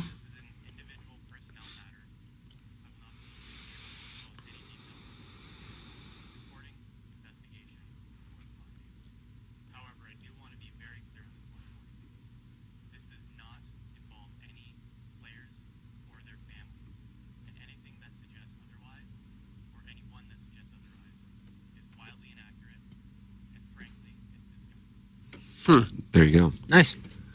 So they wanted me to talk about that, and I'm fine with doing it. We were in the middle of a Tuesday turbulence, though, Doug, and when we have that going, it's tough to break your stride. Yeah, you can't. Hard to land that plane. Thank you, Plowhawk. Too important. It is. I agree with you. Yeah. And so Jackson says to me in a commercial break, he goes, "Yeah, do you see what Bedard, didn't you say this, or maybe it wasn't you? No, with me. What Bedard tweeted out yesterday." I go, "Oh, I didn't even know he was on Twitter." And then I went to the account, and he had said something like, "I don't even know what to say." And then I'm like, he only has like 9,000 followers. That surprises me that, a guy of that magnitude only has 9,000 followers. And then it turns out it's a parody account, but it had a check mark. Right. And that's when you said Twitter is... That's my contention is and also, that's also on me because it's on me to do my media due diligence and be literate and understand that just because it has a verified account nowadays doesn't mean it's the actual person, which to me is the problem with new Twitter is that if you pay a monthly fee, you can have a blue check mark, which defeats the entire purpose of being verified. Yeah, if I can say I'm Tyler Bedard and have a blue check Do mark. any of you guys have check marks? I was verified for a while at Channel 4, changed my picture, and they unverified me. I was, but I don't think I am anymore, but I don't know why not. I don't care think because you have to either. pay for it. Oh, is that right? Yeah, you got to pay for it. Like Elon Musk wanted to eliminate bots, but I think doing that, it did the exact opposite. It gave bots a platform. Maybe not bots, but burners. Burners can now have a check mark. I think Twitter is much worse. The Elon Musk takeover. It's not due to politics. It's just due to the kind of stupid decision-making skills, which led to anybody and everybody being able to pay for a check mark, and it completely changed what Twitter was. I don't find it much different. Yeah, It's fun, though. Yeah, I thought it was grotesque and a core issue with the disgustingness of America in the last decade. Right. And I think it is now. I thought it was then, and I think it is now. It's a place for unfulfilled people to vent vent at people who they feel like have won and they've lost. That's what I think it is. Behind the white sheets of the early 20th century that now is the dog avatar of the 21st century. And let me... Bitches be anonymous. Right, and let me say that I didn't think before Elon took over it was, sunshine and lollipops. The building was on fire before he took it over, and then he took it over, in my opinion, and imploded. So it was already in a bad state. But that's one side of looking at it. If, like what Plaza said, if you can curate your timeline well enough, it's fine. It's no different than, I'm not on there throwing up. Stepdad Gary says, that's the problem. Being able to pay for the check mark is just encouraging disinformation and chaos. That's from Stepdad Gary. There was disinformation and chaos before that. Right. That didn't start it. No, the paying for the verified thing is what can annoy me. But again, it's on each individual to do their due diligence and make sure that the information they're getting is from the real account. But yeah, it it's just just makes hard it to harder. know now, especially with AI generating stories. Yeah, that too. And pictures of older men on the toilet having French fries. You've seen those all over Twitter lately, haven't you? The positive See, side. now Sports Illustrated has been accused of using AI to write not their accused. articles. I mean, they're not even issuing a statement. I was listening to Andrew Marchand and John Oran's podcast this morning, and they were talking about that some publication reached out to him for comment on it, and they took all of those writers who were AI writers off the site, and then they didn't issue a comment. That's a media company. Yeah. I mean, holy crap.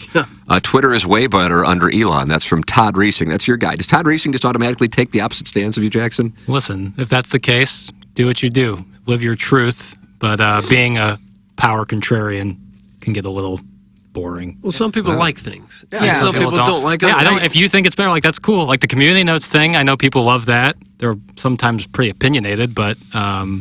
for the most part, it's going to be a political thing. Republicans are going to say we were silenced before, and now here's a guy opening it up for free speech. Democrats are going to say he's destroyed it. He lets anybody talk. You can't trust anybody. It all gets, just like everything else in this country, it all gets down to politics. Yeah. I think I'm with you. I didn't know that was the perspective. Is that right, that's really? it. Yeah, I think I'm Elon's a actually Republican, agreeing. so he My destroyed Twitter. My withdrawal is enjoyable. Tim, take it easy on your twink board op. He needs a place to spit his angry hot takes. The hell did I say about the Plowhawk? That's from Scooter. We like his angry hot takes. What have I said? Yeah, I don't know. I don't know. I feel like maybe. And I said, for me, I think Twitter is worse. I didn't say for the general population. Like, I'm just saying how I use Twitter and looked at information. Now you got to dig a lot deeper in to make sure it's not a fake or a parody account. You still had the dog avatars. I think you always had to worry about that. I mean, before they were silencing a whole political party. They knocked the leading presidential candidate off of Twitter. And so this guy came in and said, okay, everybody's in now. And you say it's worse? It's just worse because now the other side has a voice. It all gets down to politics. I'm saying that verified, for me, it's just always about the verified accounts. I think people who need to earn a check mark instead of pay for one because it just makes getting any sort of news a little bit more difficult. Yeah, you got to read all of it with just a grain of salt, knowing you don't know if it's true or not. Right. All of it. Todd Reesing has issued a statement. I agree with Jackson on a lot of stuff. I just like to troll him a bit with the KU stuff. Darren, on the other hand, ... And then you never Don't say completed dot, that. dot, dot. Yeah, I'm Darren, on the other hand, ... I don't You know. want to spell Darren with a Y, you're a complete moron. You can Not even have it. and you could stay in Kansas, bud. I may not like Missouri, but I'll tell you what, Beakers are worse than anybody, so. You don't like Missouri? I'm saying in terms of, like, if I had a hatred toward Missouri, you think I hate Missouri, just think about Kansas. I cannot stand Kansas. Was that right? You don't like Rock Chalk? Especially not They with had a tight one with Eastern Illinois last night. They The did. only reason I was aware they were even playing is that damn Apple notification thing that pops up. Anybody have that? I hear on people Apple TV? complaining Turn about it the new off. Apple update, that it's ruining their phones. Have you There's heard a that fake complaint? update, I think, out there. There's a fake update? There's like a malware update. I've read something. I didn't go all the way through it, but I heard be wary of a new Apple update that might pop up. It could be malware. Oh, yeah. So I've heard some people saying they're getting vile text and everything from I people think they don't know. That might be the malware. Guys, John Talty can always be trusted. That's from Gummy. Plowhawk, I mean, you made him a star. I was watching Feinbaum while working in my home office Monday, I guess, following. So I wanted to see I figured it would be anarchy on Feinbaum after that Auburn-Alabama game.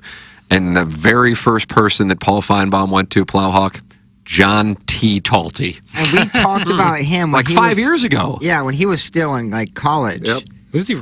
He writes He's for become AL.com. a star. Well, he's written a book on Saban. He's in the Yeah, I know process of that. writing a book on the dynamic between Saban and Kirby Smart. You know, I mean, Kirby Smart's my age. Let me ask you this, and be honest with me. I couldn't care any less. But doesn't Kirby Smart look older than me? Am I right on that? Let me pull up a pic. Oh, well, okay. I guess the answer's clearly not no. Well, you got to pull up a. You know what the gentleman looks like. He's won a few national. I know, but championships. I don't. The face doesn't come right to mind. Yes, you look younger than him. Okay, I would think so. I think he's 47 or 48. Point being, I mean, he's got 7 years to get to Nick Saban. Nick Saban's 75. I think someone in their 40s, a lot of them, you look at him and say, that guy could be in his late 50s. And some of them, you look at him and say, that guy could be 30 years old. It's kind of an age range where you could, depending on how you've taken care of yourself and what your hair looks like and whether you're gray or whether you're Did you got see a full head of hair, you can the way you look varies widely at that period in your life. To your point, have you seen Saban at Michigan State? He looks 50 years older than what he did. It's Oh, you insane. think? He had feathered lid and glasses, right? Those huge glasses. Tim, you look like a cherub. Doug, that's from former fan page God. moderator Neil Allen, Craig Burkett. I was supposed to be at work at 8, but I'm still sitting in my car waiting for the end of the 7 o'clock hour. Doug, that's from Jonathan Mardukas. It's 8:50. We probably should close it out because we have JR with us, brought to you by Mark Hanna at 9:05. Send your emails in for the Design, Air, Heating, and Cooling email of the day. Talk it over in the YouTube chat. I mean, who would have ever thought, but the Balloon Party YouTube chat's more active than the TMA YouTube chat. Oh, we're up to 327 watching. That's kind of a non-female record. You know what I mean? Like when we don't have a female in it and people are using the YouTube. So people are in there. They're just not chatting as much. No, Tim, you don't look like Kirby Smart. Wow, this dude's ego is out of control. What? I don't know. It was pretty presumptuous of you. To say that I looked like Kirby Kirby Smart. To say that Smart? you look like, and that you're a better coach than Kirby Smart. I'm actually flabbergasted that you say you could coach better than Kirby Smart. That kind of pissed me off. Did you even coach at the grade school level? St. Gabriel's won a few championships there with Cal Kennedy. I was on his bench. Were you? Yeah. You can chat it over. Bill is in there and obviously not happy. YouTube.com/TMASTL. Jake Reynolds is in there. Doug. Wilmore Park bathroom attendant is in there. When I talk, I look like a female. That's what he just posted. I think we all do, right? Doug? You're tucking. I don't know, man. Who tucks? You should see my tufts. There's no way I would ever look like, even with the tucking. That's because your tucks or your tufts. The seasoned tufts. Seasoned? No, seasoned female with besides being like homeless or lost at sea for like 5 years would possibly have the nest in which I have. The nest. Oh, I like that. A seasoned nest. Well, they fall off eventually, right? They don't just keep growing forever like the hair on top of your head. It's like a bird. Like right now is a perfect example. When you see a bird's nest in the tree, you know, the leaves are all off it. Yeah. Obviously, the birds have changed locations. Maybe it's a squirrel, maybe it's a bird. You've got that kind of dried, kind of hay. Dried hay. Seasoned. Like barley. I would say very similar to barley. Don PP says, can you tell Plowsy he didn't turn the aux on, Tim? What does that mean? I've been getting a lot of messages on that, like the aux is on. It must have been the audio I played from Twitter. It was only out of my left ear. Yeah, it must have been the audio. From the video. Blackhawks GM? Channel 1 or Channel 2, Doug? Because I assure you, aux is still on and has been on. But I did realize it was a little weird on my headphones, so it might have been just the video link I picked. I think that's it. 8:53 probably need to break it. Yeah, oh yeah. Closing out the Munganess St. Louis Acura, Munganess Burkhardt Alton Toyota 7 o'clock hour. This is TMA from the Michelob Ultra Studios. It's all presented to you by Brian Krupp. Live from the Michelob Ultra Studios, KPNT-FM HD2, Collinsville, St. Louis. This is TMA All Day. Rosalitas know that a fun happy hour and scenic patio go together like fresh guac and chips. So take advantage of their covered patio this fall and winter at their De Pere location and enjoy happy hour specials Monday through Friday from 3 to 6. Their sparkling margarita is made with Chambord raspberry liqueur and topped with a bottle of rosé prosecco. They also have a variety of delicious margarita flavors, including mango, pomegranate, and blood orange, all made with top-shelf tequila and Cointreau. With phenomenal service, great margaritas, and a breathtaking atmosphere, there's always a reason to come to Rosalitas. Biggie's Restaurant and Bar has been a staple of the community for over 30 years and is serving your favorites like the steak sandwich, waffle fries, and so much more. It's not just the food that's rocking. With a full bar and patio, Biggie's is the perfect spot for lunch, dinner, and a little laughter. Biggie's original hours are back. Open 11 a.m. till midnight, Wednesday, Thursday, and Sunday. And 11 a.m. till 1 a.m. on Friday and Saturday. Check out the full menu at biggiesrestaurant.com and stop in today. Okay. Hot takes. Yeah. Pepperoncini. Pepperoncini. And now the Pepperoncini Show with Darren Atkins and Ken Stroh. All right, take it, fellas. There it is. That's the open. Pepperoncini. Pepperoncini. Pepperoncini. Pepperoncini. Pepperoncini. Pepperoncini. Pepperoncini. Pepperoncini. We don't know what it is. We don't understand the name. We just know it's stupid. And it's available every weekday, featuring Iggy and the Plowboy. Apparently it's some kind of a podcast or something. Available at TMASTL.com and on the TMASTL mobile app. Whatever.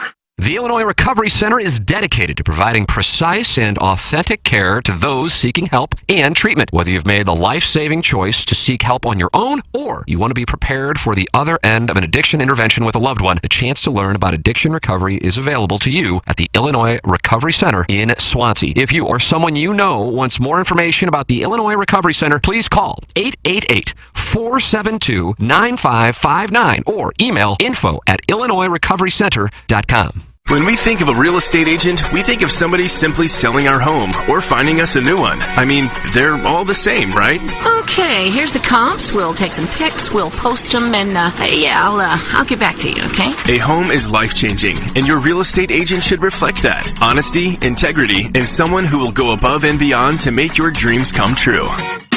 The Jeff Lotman Group with Compass Realty. We're different because you're different. We want what you want. Experience the difference today at jefflotman.com, bringing people and properties together. Hey, this is Tim McKernan here to tell you about Sound Story and a wonderful deal we have for our TMA listeners. 20% off a Sound Story gift card when you enter promo code TMA. Starting at $399, and then you get 20% off, so now you're saving $80. At mysoundstory.com, you can take care of holiday shopping with a gift that will mean the world to your family, not just this year, but for years to come. When I started Sound Story, it was because a listener said, don't do the interview with your father for yourself or for your dad. Do it for your kids. And then do it for their kids, and do it for their kids. Why?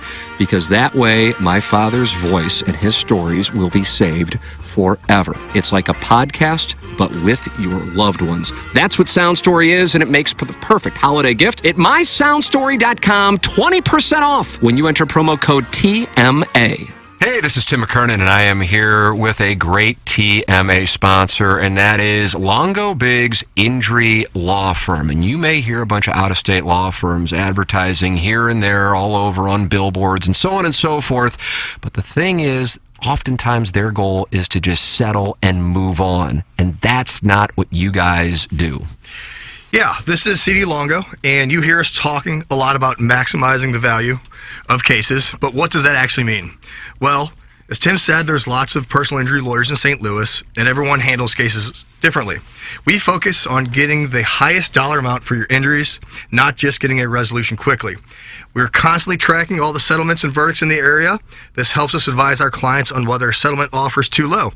And if the amount of compensation being offered is too low, we are happy to file lawsuits and proceed to trial to ensure our clients receive an amount that is fair.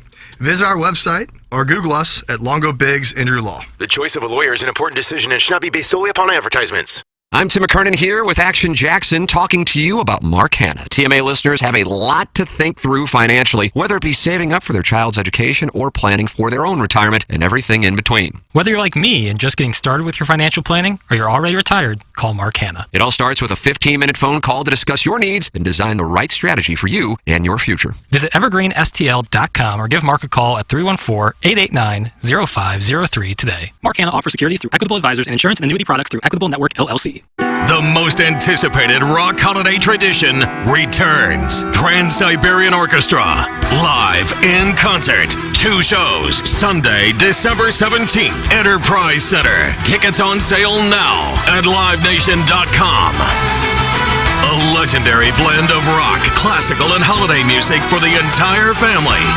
Don't miss Trans-Siberian Orchestra's The Ghosts of Christmas Eve. A portion of the proceeds benefit Prevent Ed. The Brown and Crouppen Morning After will be hosting the End of the Year Awards to celebrate TMA fans December 14th at Hot Shots in Webster. Best Texter, Best Caller, Best Emailer, Listener of the Year, or maybe Best Cuck Story of the Year, or Most Perverted Fake Story of the Year, or whatever else we can come up with. Who should win? Who will win? Who gives a crap? Bring a new unwrapped toy for Annie's Hope on behalf of Jay Randolph Jr., and you'll get in for free. The End of the Year Awards. Brought to you by Munganess St. Louis Acura and Alton Toyota. Find out more at tmastl.com. Well, let's put our golf where our mouths are. Now. It's the Brown and Crouppen Morning After. KPN-TFM HD2. Oh, Doug, you're right. It's the sickest win Wednesday ever. Mm-hmm. Mark Hanna's putting on his headphones. Oh, hello, Hansy. Settling in. Settling in. Let me tell you what I did on Saturday night, Mark Hanna. This is TMA presented by Brown and Crouppen. Mark is with us. Jackson has moved. He's now outside of the purview. Mm-hmm. But you can see his hand high-fiving. Mark Hanna's right there. Iggy is on vacation. Everyone knows. Everybody knows it's the week after Thanksgiving. I went and picked up that Grassi's, and I saw Evergreen Wealth Strategies right there. That's right. And you're located, you're the midpoint between Grassi's and the Shack, aren't you? You know how much weight I've put on over the last Because 2 of the years? locale of your... Oh, boy. How much have you let yourself go? Numbers don't really matter. Oh. You know how I know you go there a lot is I'll go there about once a month, just put in an order from here, drive there in about 20 minutes. And every time the owner goes, oh, man, you just missed Mark. I'm like, what time is it? Every time I'm just So you're there 2 or 3 times a day? What have you put on, like Not 90 a day. pounds, 90, 100 pounds? It's really astounding how often I go in there and they usually just ask for the Doug Vaughn. Apparently, that's a sandwich. We did have sandwiches there, I believe, at a time. They I think told we did. us that when I got there and ordered it. They said, "What the hell are you talking about?" Can you imagine the lady, and you could see him pointing at him? Oh, yeah, he thinks he's getting the Doug Yeah, he thinks Vaughn. he's got a sandwich. What's your go-to when you go there, Marcana, of Evergreen Wealth Strategies? I like to get the house with cheese, the Vito's house. It's got roast beef. It's got ham. Bill. On garlic cheese bread. Bill. Oh. And they put juice. I don't think it's boy juice, but they put juice Is on it it. au jus? Au jus. I like when you order online, it's so obvious you have to get the garlic bread with cheese it actually asks you again, are you sure you don't want the garlic bread cheese bread? What's wrong with you for not Yeah, getting... kind of like, hey, just letting you know this is way better this way. And that's a good move. How do you spell au jus? A-U space like Erickson Eck. Yeah. J-U-S. Okay. And what does that mean exactly with juice? It's Look it French up. for probably with juice, yeah. In the juice. Now, you here... like Bill au jus? That's correct. Here's with juice. a Doug au jus. little known fact that I don't think is going to help my business, because you don't generally want for your professional financial advisor to have a degree in French. Is that what your degree is in? My degree is in French. Are you A lot of fluent? guys on Wall Street with those French degrees. What were you thinking? Well, you see, I was 18 years old, and I was the only guy in a class full of girls. Oh. It They was like a the real romance simple language. formula. Yeah. Yeah. No, it never got me anywhere.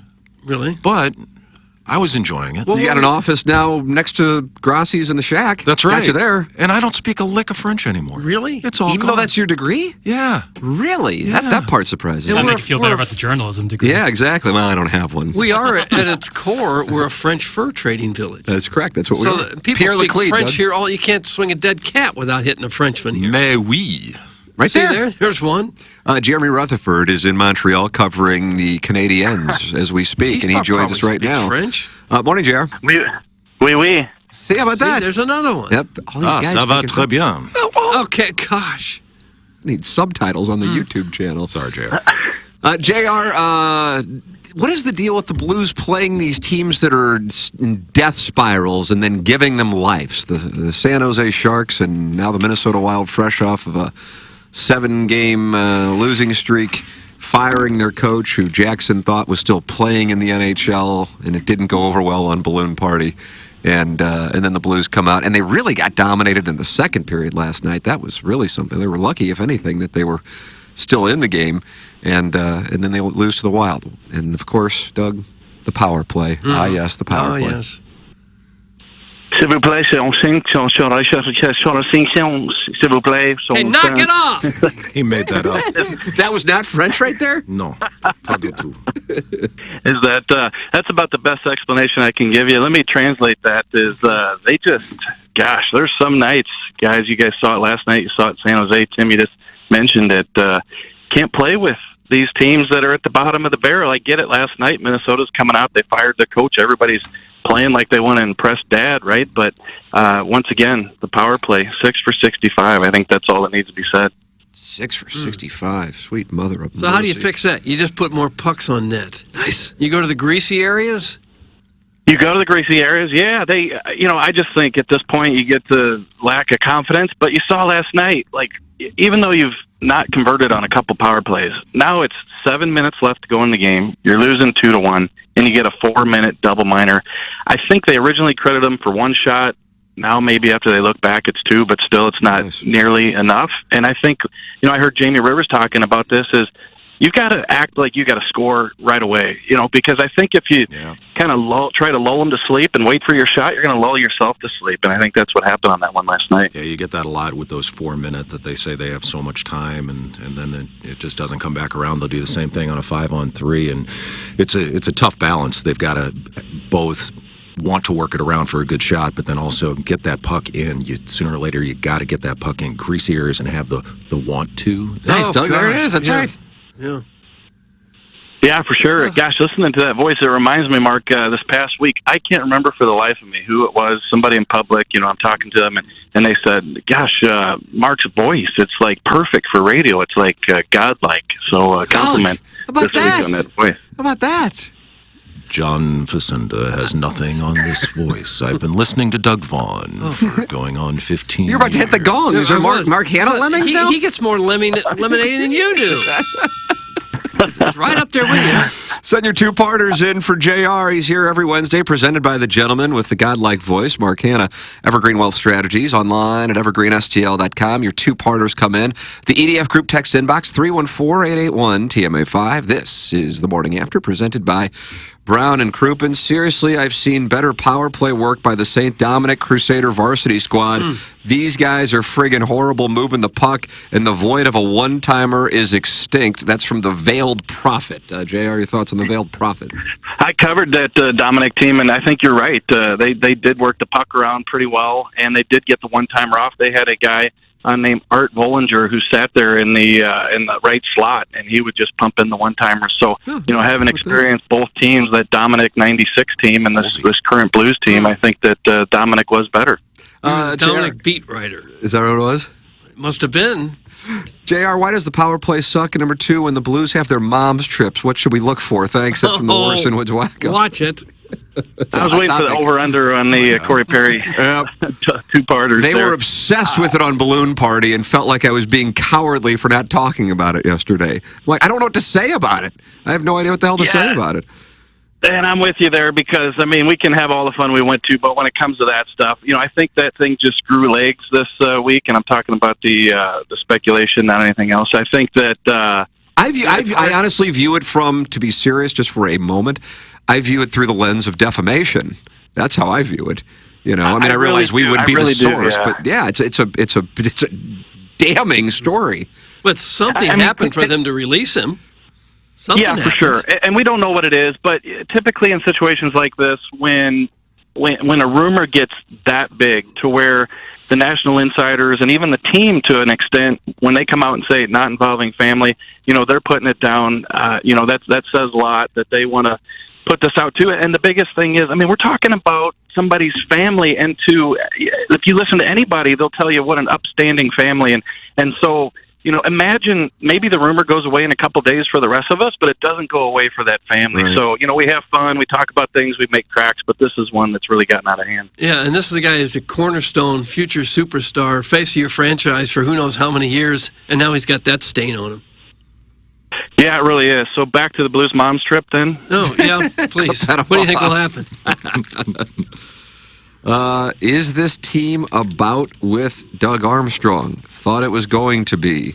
And whose player was going to mail a hot mom? Okay. I don't know what that means. Is this team about with Doug Armstrong? About done? Maybe that's what it was. About done with Doug Armstrong? I don't really think that I think they're asking, is it about what Armstrong thought it was going to be? I see. We just have to interpret all of this. I got you. I thought it was French. Yeah, I was trying to figure it out there. I think what Doug Armstrong, I asked him the last question of the Zoom preseason, do you think this team's a playoff team? And he said, I think we're looking at third place in the division. So if we're asking, is it about where Doug Armstrong thought it would be? They're first in the wild card right now and just a couple points out of third in the division. And that's the biggest thing, guys. Look, after a loss like last night, I'm sure you guys get hit with it too, but I got hit pretty good last night, hold this team accountable. I'm doing my best to hold them accountable, but I'll tell you that, my grade level is in a retool stage. You got to hustle, you got to play hard. The power play's got to be a lot better. When it's not, you write about it. But, I'm not looking at this team like this is a Colorado win the division type team. So, I just think that when you have nights like last night, they're bad. There's going to be a few of them throughout the year. The Blues have had a lot of them, but when you look at it, they're right there where Doug Armstrong thought they'd be at this point. As a fan, I don't mind seeing them go through these struggles now. Let's keep on building on this. I couldn't agree with you more. And let's, I'm at peace with it. Yeah, build up towards later on in the season. If Scott Perunovich, who hasn't played in a few years, isn't on the ice as much, well, he's got to get his legs back. If the power play isn't coming back around yet, you want to see it win, but it's more important to be winning later. Get into a playoff position and then see where it takes you. Yeah, and that's the biggest thing is the power play. Look, I'm not trying to single out one thing in a season, but you can have the development of the younger guys, the Jake Neighbors. Now he's up on the top line. Scott Perunovich finally playing games after 2 years. Maybe at the end of the season you'll get a few of these prospects in here, and they'll be playing games. But this is a bunch of veterans on the power play, and there have been so many times this year where they've had the chance to tie the game, give the team the lead. Last night, a perfect example. I'm not saying they should be up there with Colorado and then even Dallas, which is just 3 points ahead. But if you score 5 more power play goals this season, which would only make them, 11 out of 65, that's still, sorry-ass power play. You would have won 3 more games, and it just hasn't happened this year. And so for that, we can talk about the development, we can talk about the retool, but the power play just has to be better. It is from a positive standpoint, what we've seen from Jake Neighbors over the last, 6-7 games. He's becoming a guy that when he has the puck on his stick, that you're getting the sense that might be an emerging talent for the Blues who they can rely on. I know we talked about that on Monday following his big game against the Blackhawks on Sunday, but for our TMA audience who doesn't hear us on 101 ESPN, your thoughts on Neighbors, and what are the thoughts of the Blues on Neighbors' development at this point? Well, first of all, shame on them for not listening to the Balloon Party. Great show there, and Thank you, Doug. Thank you, Doug. Get to hear the piddles and the 6-shooter and all that stuff. But I think that with Neighbors, this is the player I thought he could be a couple years ago. I really did feel like he had it all. Look, he's not a top-line player for the rest of his career.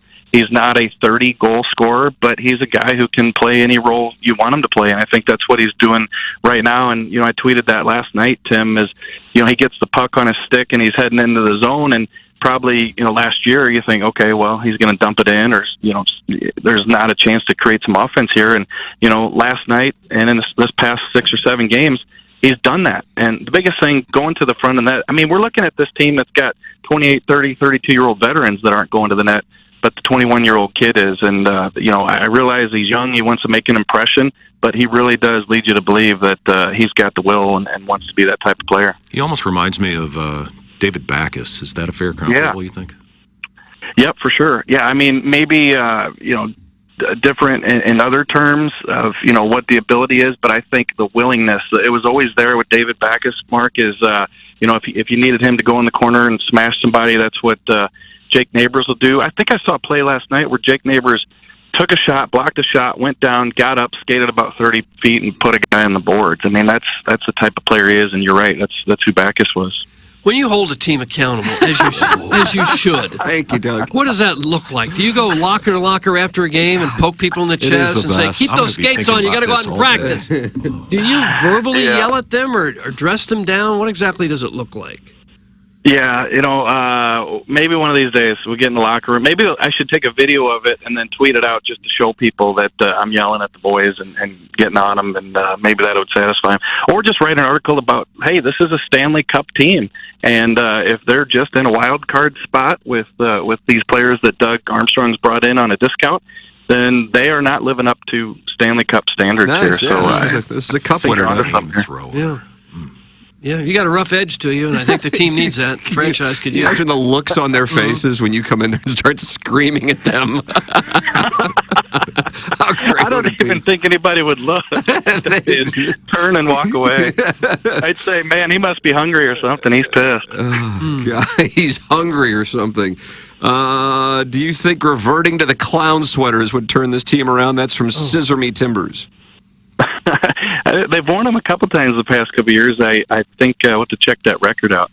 But no, I don't think you can put the 80s Oilers sweaters on this team, and it's more than what Doug Armstrong envisioned. Morning, JR. Speaking of power tops, Doug, were we talking about power tops at any point? Well, in the past we have. I'm dating a handsome woman who looks like Craig McTavish. She tells me she doesn't have to wear a condom because she's grandfathered in. As a hockey insider, do you have an e-pamphlet for me to use as a resource? Thanks, that's from Gunter. Reasonable. One of my favorite parts of the show, all these texters, they started off by saying, speaking of, and then the rest of it has nothing to do with what we were talking.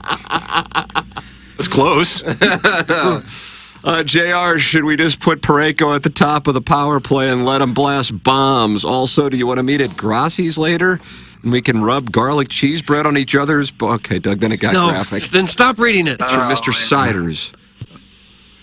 Yeah, speaking of, I don't meet and rub garlic bread with somebody. But yeah, put Parayko on the top. They've... Why do you hate garlic bread? They've done that over the years, and Parayko has shown the ability this year. He's put a lot on net.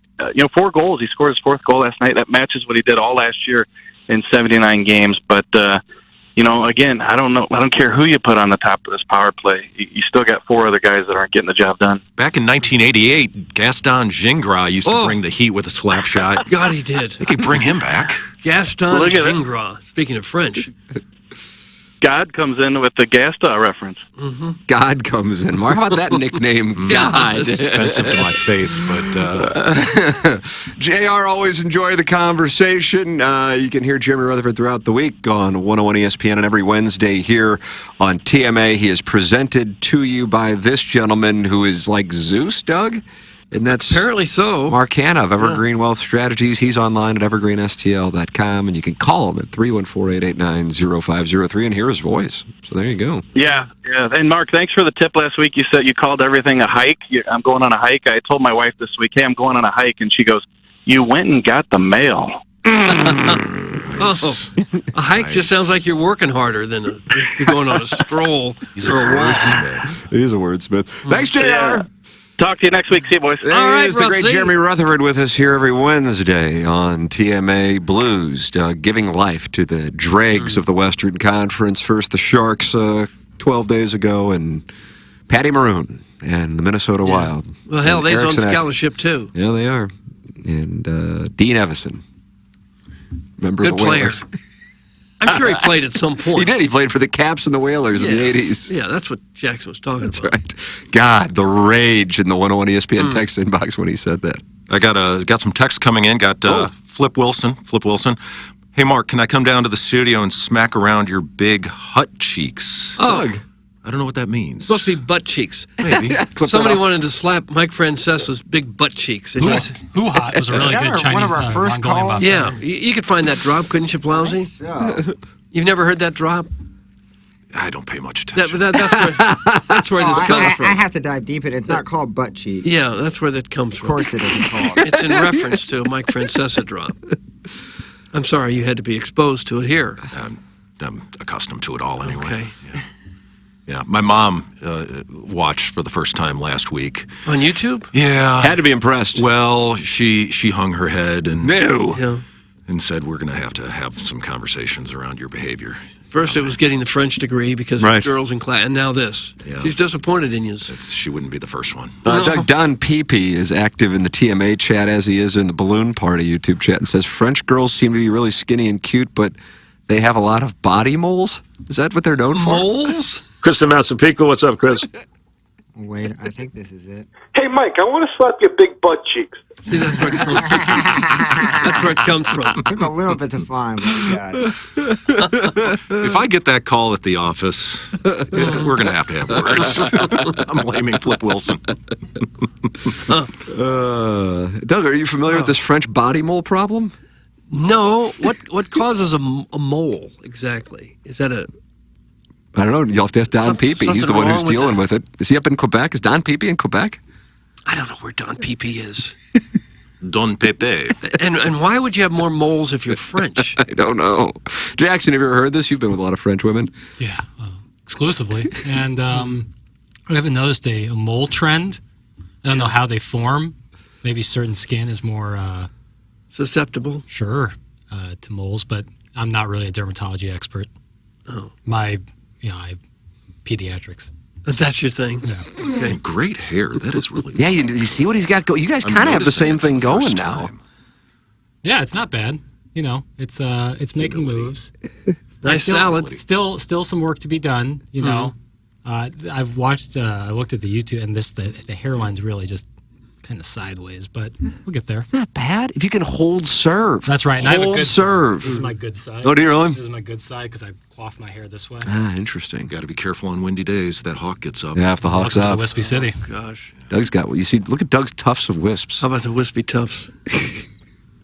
wish I had a better camera. I would take pictures of this. Oh, would you really? Use that all day long. Oh, Bill. Dog, it's a sponsor. You have to let him do it. I guess. Mark Hanna every Wednesday. Jeremy Rutherford is who he sponsors. We will take a break, come back with our 9 o'clock hour, even though it's 9:20. The Design, Air, Heating, and Cooling email today, 9:45. Jackson and I go down to Hallway. We're going to deal with the situation down there today because the Blues lost, and they're not happy. Jackson, what do we have coming up on today's balloon party? Well, just like every Wednesday, it's a Wednesday tradition. White Birth Wednesday. You haven't planned anything. See, it's so famous, Doug knew before I could even finish. Okay. So you can talk about anything this Wednesday. That's correct. Right. Okay. I don't see anything more liberating than having just a wide open canvas to paint a Wide beautiful berth. picture on. Yeah, White We Birth. have no plan. Yep, that's right. Don't fence me in. That's Yeah, right. That's what you're saying. I think that's more all. people would benefit from having a wide berth. Coming your way on 101 ESPN. We'll take a break, come back with, we got some Cardinal sound. Somebody's not happy with the Cardinals free agent moves, and it's an actual national rioter. I'm anxious to hear this. That is next here on TMA, presented to you by Brown and Crouppen from the Michelob Ultra Studios. When we think of a real estate agent, we think of somebody simply selling our home or finding us a new one. I mean, they're all the same, right? Okay, here's the comps. We'll take some pics, we'll post them, and I'll get back to you, okay? A home is life-changing, and your real estate agent should reflect that. Honesty, integrity, and someone who will go above and beyond to make your dreams come true. The Jeff Lutman Group with Compass Realty. We're different because you're different. We want what you want. Experience the difference today at jefflutman.com, bringing people and properties together. Okay. Hot takes. Yeah. Pepperoncini. Pepperoncini. And now the Pepperoncini Show with Darren Atkins and Ken Stroh. All right, take it, fellas. There it is. That's the open. Pepperoncini. Pepperoncini. Pepperoncini. Pepperoncini. Pepperoncini. Pepperoncini. Pepperoncini. Pepperoncini. We don't know what it is. We don't understand the name. We just know it's stupid. And it's available every weekday, featuring Iggy and the Plowboy. Apparently it's some kind of a podcast or something. Available at tmastl.com and on the TMASTL mobile app. Whatever. Rosalitas know that a fun happy hour and scenic patio go together like fresh guac and chips. So take advantage of their covered patio this fall and winter at their De Pere location and enjoy happy hour specials Monday through Friday from 3 to 6. Their sparkling margarita is made with Chambord raspberry liqueur and topped with a bottle of rosé prosecco. They also have a variety of delicious margarita flavors, including mango, pomegranate, and blood orange, all made with top-shelf tequila and Cointreau. With phenomenal service, great margaritas, and a breathtaking atmosphere, there's always a reason to come to Rosalitas. I'm Tim McKernan here with Action Jackson talking to you about Mark Hanna. TMA listeners have a lot to think through financially, whether it be saving up for their child's education or planning for their own retirement and everything in between. Whether you're like me and just getting started with your financial planning, or you're already retired, call Mark Hanna. It all starts with a 15-minute phone call to discuss your needs and design the right strategy for you and your future. Visit evergreenstl.com or give Mark a call at 314-889-0503 today. Mark Hanna offers securities through Equitable Advisors and insurance and annuity products through Equitable Network, LLC. The Brown and Crouppen Morning After will be hosting the End of the Year Awards to celebrate TMA fans December 14th at Hot Shots in Webster. Best Texter, Best Caller, Best Emailer, or Listener of the Year, or maybe Best Cuck Story of the Year, or Most Perverted Fake Story of the Year, or whatever else we can come up with. Who should win? Who will win? Who gives a crap? Bring a new unwrapped toy for Annie's Hope on behalf of Jay Randolph Jr., and you'll get in for free. The End of the Year Awards. Brought to you by Munganess St. Louis Acura and Alton Toyota. Find out more at tmastl.com. Bet like the pros with the world's largest sports book right at your fingertips. Circus Sports is now available in Illinois. Hi, I'm Derek Stevens. I've been a lifelong sports bettor, and I'm the owner of Circus Sports. We're excited that the Circus Sports app is now ready for action. Experience big app bets with high betting limits, tight money line splits, and more. Now you can download, fund, and bet like a pro from anywhere in Illinois. Download your new bookie today at circusports.com. If you or someone you know may have a problem with gambling, call 1-800-GAMBLER or text ILGAMB to 833-234. The choice of a lawyer is important and shouldn't be based on an ad. After a serious car accident, people have two questions. Why me and what now? Well, no one knows why you, but I'm Terry Crouppen, and my law firm Brown & Crouppen sure can help with the what now. Car repairs, medical bills, lost wages, pain and suffering. We're Brown & Crouppen, and we've got all those answers. All you have to do is call. 222-2222. Hey, this is Tim McKernan here to tell you about Sound Story and a wonderful deal we have for our TMA listeners. 20% off a Sound Story gift card when you enter promo code TMA. Starting at $399, and then you get 20% off, so now you're saving $80. At mysoundstory.com, you can take care of holiday shopping with a gift that will mean the world to your family, not just this year, but for years to come. When I started Sound Story, it was because a listener said, don't do the interview with your father for yourself or for your dad. Do it for your kids. And then do it for their kids, and do it for their kids. Why?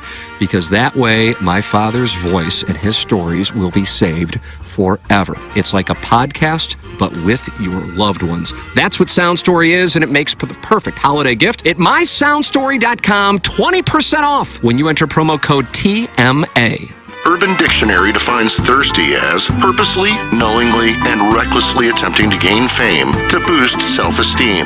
So, are you thirsty? Well, TMA has you covered. Become a part of the 2023 TMA Listener of the Month Club. You nominate yourself for a monthly award. And if you win, you get recognition and stuff to help you satisfy that insatiable thirst. We're talking January, February, March, April, May, June, July, August, September, October, November, etc. Go to TMASTL.com or the TMA app. Give us your name, a photo, and other pertinent information. Tell us why you deserve to be TMA Listener of the Month. And if you don't want to use your real name or photo, we don't really care. The TMA Listener of the Month. Get recognized just for being you, or fake you, or whatever. Quenched by Milagro Tequila. Welcome to the brighter side of tequila with Milagro in the morning after on KPNT HD2.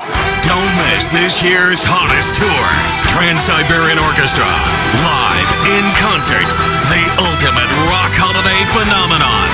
2 shows. Sunday, December 17th. Enterprise Center. Tickets on sale now at livenation.com. Ignite your senses with an electrifying fusion of rock and classical. Trans-Siberian Orchestras, The Ghosts of Christmas Eve. A portion of the proceeds benefit Prevent Ed. Open up your TMA mobile app and enter keyword laugh to see comedian actor Sebastian Maniscalco at Enterprise Center on December 14th, 2024 on the It Ain't Right Tour. Enter to win right now.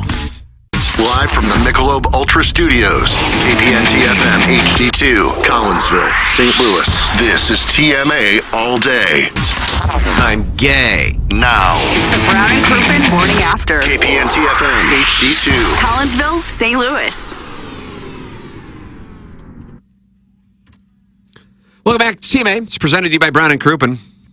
Is there something you guys can talk about while I go grab my protein shake? I forget to get it. Well, Brown and Crouppen, that's what we could talk you, about. If you have a potential personal injury case, Brown and Crouppen is the local law firm that is there to serve you. We've had them all in studio. Terry Crouppen, Andy Crouppen, Ed Herman, they've all been here. Wonderful guys. People love working for them. They love the fact that they have happy employees. I think that's the key to providing the best client experience. And they're not just great guys to be around. They are fantastic lawyers that have won more than $1 billion in compensation for their clients over the years. They'll give you a free evaluation. They work on a contingency basis.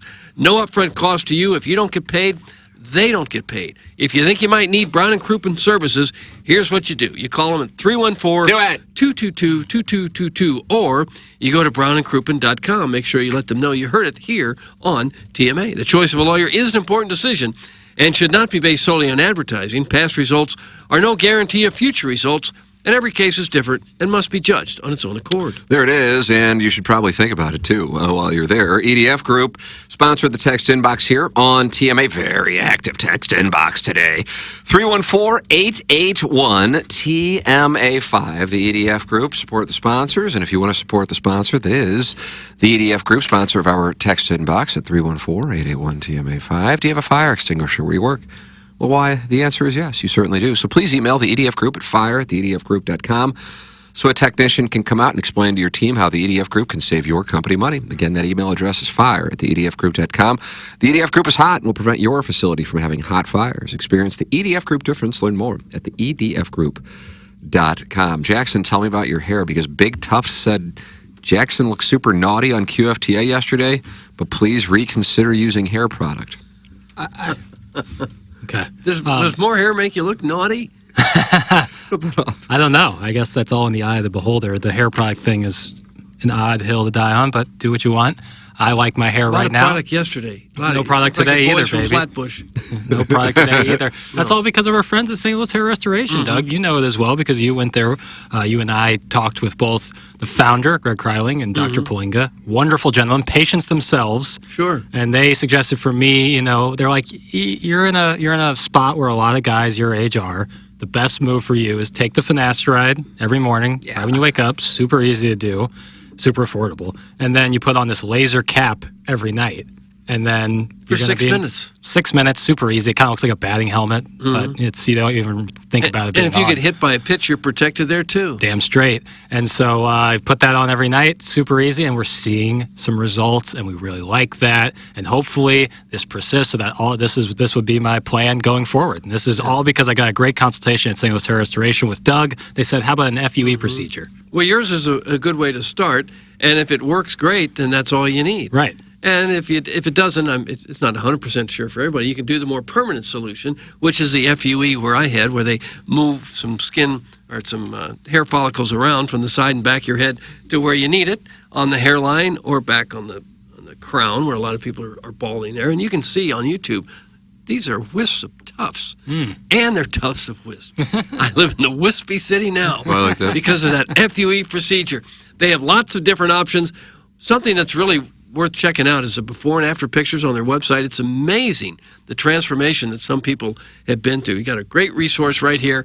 If you are always unhappy with your hairline, do something about it. Don't wait anymore. Go ahead and do it. You know you want to. Go ahead and do something for yourself, and you can do that at St. Louis Hair Restoration. That's the website, stlouishairrestoration.com. Send your emails in. We have the Design, Air, Heating, and Cooling email of the day. It's coming your way here, in about 15 minutes, the morning after, at InsideSTL.com. And 2 shows left in the month of November. JV golf coach can clinch a win today by winning the Design, Air, Heating, and Cooling email today. He would win the month, but look at Blueberry Pop Pop. Blueberry Pop Pop is the only one who can catch him, and he is trailing by 1. Going to be fun to see Gunter play. Gunter's just playing really well right now.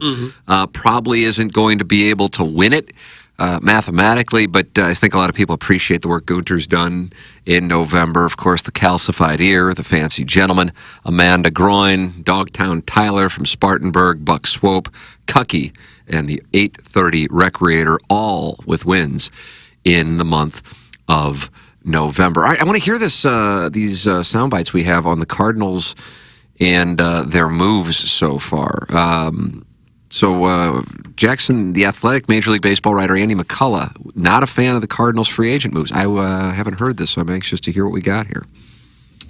If I were a Cardinals fan and I was, having a slice of pizza with Provel on it after an appetizer of mozzarella sticks called toasted ravioli, I would wonder why they jumped so quickly on guys that look more like backfilling, I guess, bulk. $10 million for Kyle Gibson. I mean, he had a 5 the last 2 years. I would be curious to know if they're, I don't know, maybe, they can still add more pitchers, but you would like guys with maybe a little bit less assuredness, and I'd rather spend that $10 million on a guy who might turn into Alex Cobb or something like that. You know what I mean? Like Lucas Giolito, you have a ceiling there. Yeah, I mean, right. You can't just say who's the guy? Oh, well, they should go get Jack Flaherty. No, Luis Severino. That's not a fit. But I don't know. The downside risk with Severino is he pitches 5 games and is terrible, right?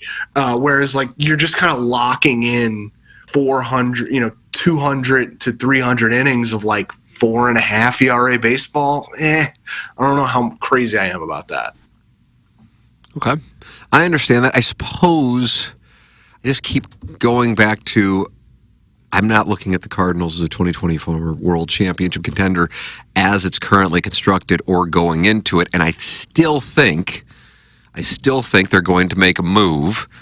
And what they've done, though, is if they aren't able to make that move, or if they don't like the price, whether it be cost of dollars or cost of prospects, in order to make that move, that they have protected their floor. And they've done so without giving a long-term contract. So I love what they've done this year, but I love it because I don't expect them to be a World Championship contender in 2024, all while acknowledging winning World Series in 2022 and 2023 is a lot different than what it was, when I was growing up in the 80s and 90s, where you had to win the division. Now it's get in and F around and, hope you hit home runs. But if you're looking at it through the lens of you want to become a championship contender, I certainly understand where he's coming from. What do you think, Doug? I think the Cardinals think that they will be a contender. And I think that's why they went after veteran pitchers. You wouldn't go after veteran pitchers if you didn't think they were going to help you immediately. You just start all over. And if they don't trade Goldschmidt and Arenado, and I don't think they will now, then you must think that you got a shot this year. Otherwise, you would start over with those guys. I don't think they trade either one of them now. Otherwise, what are you going to have a really old pitching staff and start over with the? Well, who's been saying that they're going to trade him? Well, we've kicked around. They should trade. I would have loved for them to do it, but I never thought that they were going to. I thought the opportunity was in July. Yeah, unless they weren't able to get anybody this offseason, and then they pull the plug. There was talk about Arenado to the Dodgers last year, and yes. Should we trade Goldschmidt when he's getting old? I don't think you rebuild the position players and sign a bunch of 35-year-old starting pitchers. I think they got a shot. But it's no man's land. I think they had to show the fans that they were trying. But I think there's no way you can possibly go, well, now we got Lance Lynn and Kyle Gibson. Let's go get them. I just don't think that that's the mindset. And like I said, I still think that they are going to try to make another move. So much so, by the way, while we were talking in the commercial break, I think it was a commercial break, one of the questions, Jackson and I bet yesterday on 101, I bet him $20 that the Cardinals would be making another move. And Jackson's opinion was that the Cardinals' rotation, Doug, would be Gray, the five that they have now, Gray, Michaelis, Gibson, Lynn, and Matz. And I said, I'll bet you $20 that it won't be. Jackson took the bet, and then just while we were talking, he Venmo'd me $10 because I gave him the option to buy out of the deal. Oh. Jackson, why did you buy out of the deal? Well, it's being reported, and I've only really seen it from one source. Now, the source is reputable. It's Spotrac, Michael Giannitti. Ginnitti. You talk about Michael Giannitti and the job that he's doing up at St. John. Shut up, ravioli head. Me. Spotrac is reporting that it is a backloaded deal where the $75 million, $10 million of it will come this season, 25 after, then 35 after that. So that, to me, signals that the Cardinals want to make more free agency moves. Why would you backload it? Or a trade. Yeah, either way. Yeah, which they're taking on more salary. I think that's why, and that's why I guess if you're looking at it that if the Cardinals were like, we've got our rotation, we're good, then I would be like, what in the hell? But I still like that they have left themselves the flexibility to get out from a lot of this crap in 2 years, or in the case of Lynn and Gibson, 1 year. But I think the reason they were so aggressive so quickly was to then allow themselves the ability to be even more aggressive if they want to with a bigger play, whether it be a trade, Glasnow, Bieber, Cease, or a free agent if they do trade away another pitcher, which would have to be, I would imagine, Michaelis or Matz, to then bring on a bigger dollar pitcher and then have...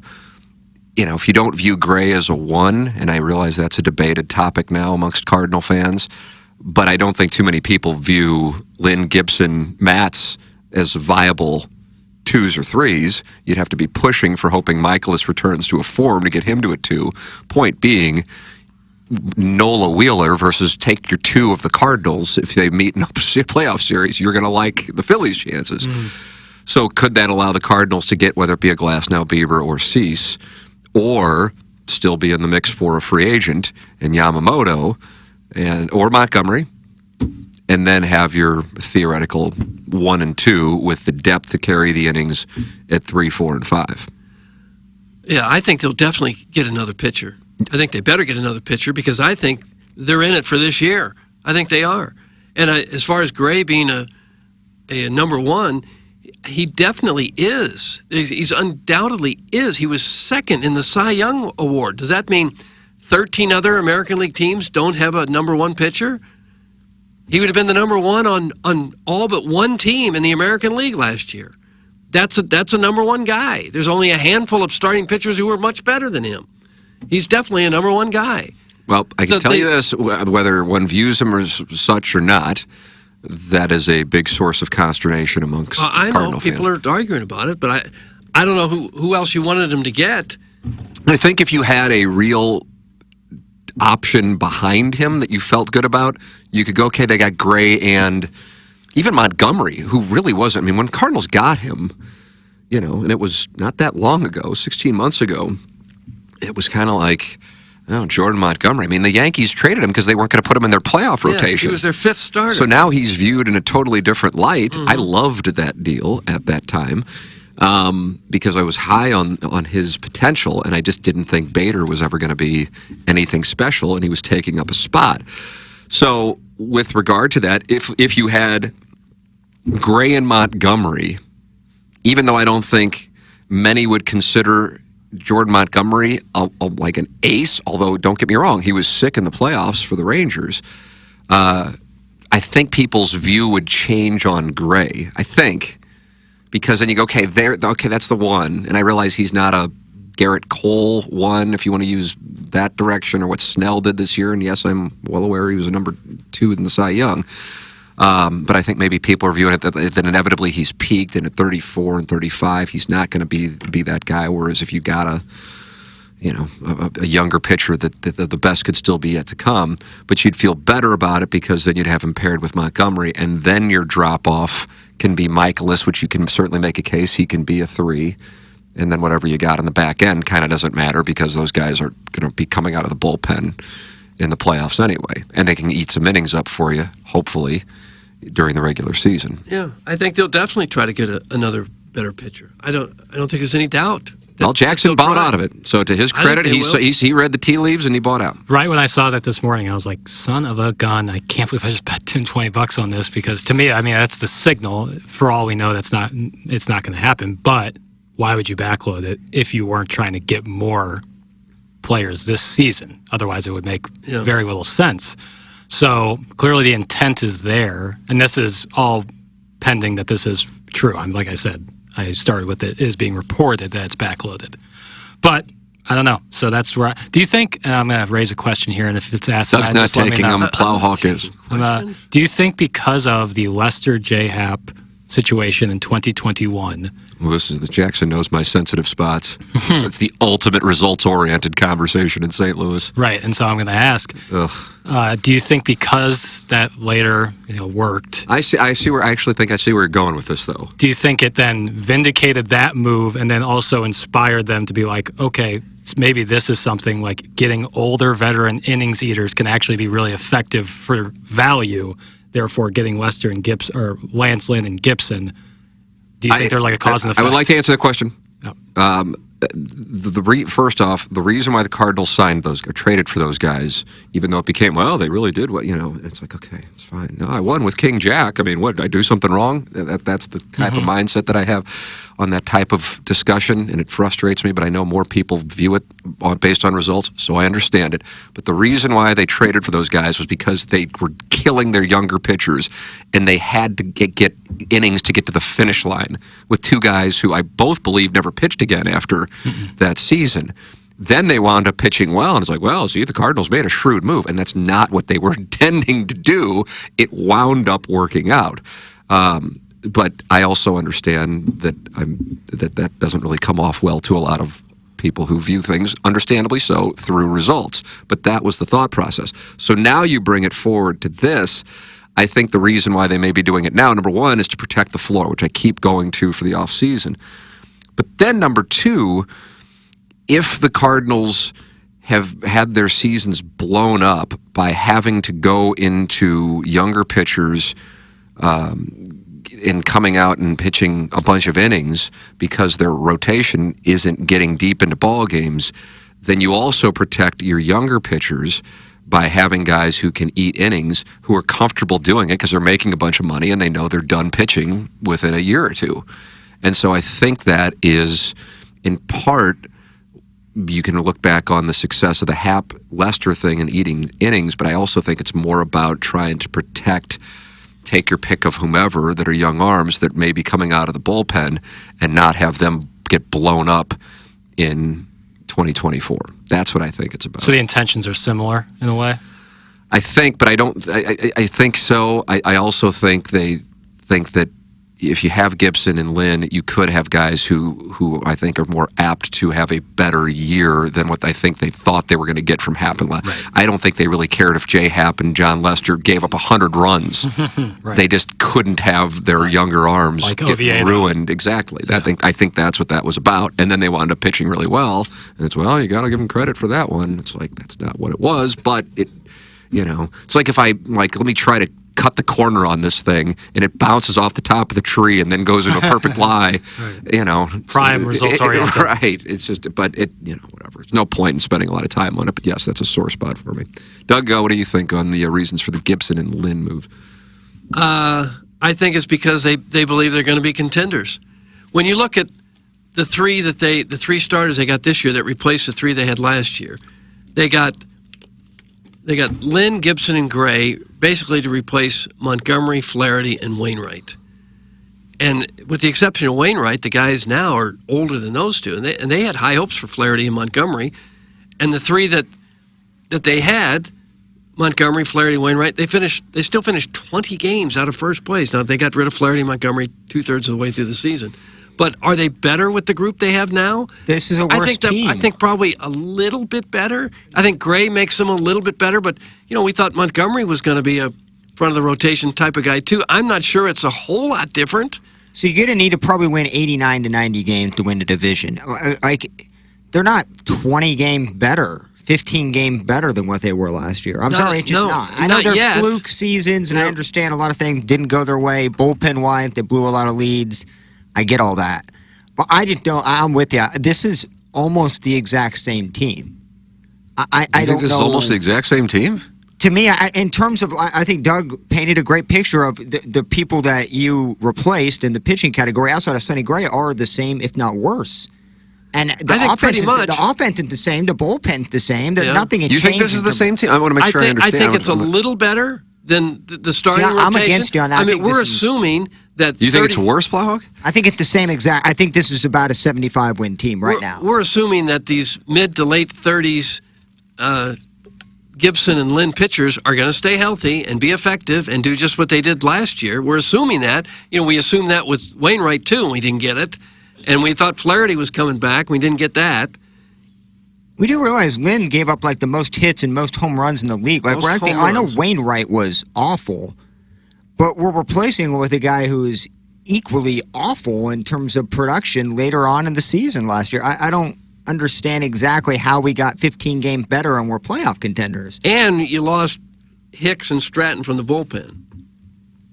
Yeah, so I mean, 80 wins would be shocking for me if the team got more than 80. I suppose I'm looking at it through the lens, I'm operating on the premise, obviously, if I'm betting it, that I think that they are going to do something else. If we're sitting here and they're about ready to head to Jupiter and this is the team, I would probably look at it through that lens. I guess I'm just not looking at it. But I still would say that the team is better than they were last year at this moment. I'm not saying that means that they're a championship contender, as I continue to say over and over again. I don't view 2024 as a world championship team, but then I always had the disclaimer that, the Diamondbacks went to the World Series last year, and their projected win total, I think, at the beginning of the year was right around 500. So it's, and they won 85? Is that what they won? So they covered their over, but not by much, and then they were 3 wins away from the World Series. So it's just such a different deal now that it is get in. And, it's what the Cardinals have kind of been preaching is now what the format lends itself. Get in and take your chance. And now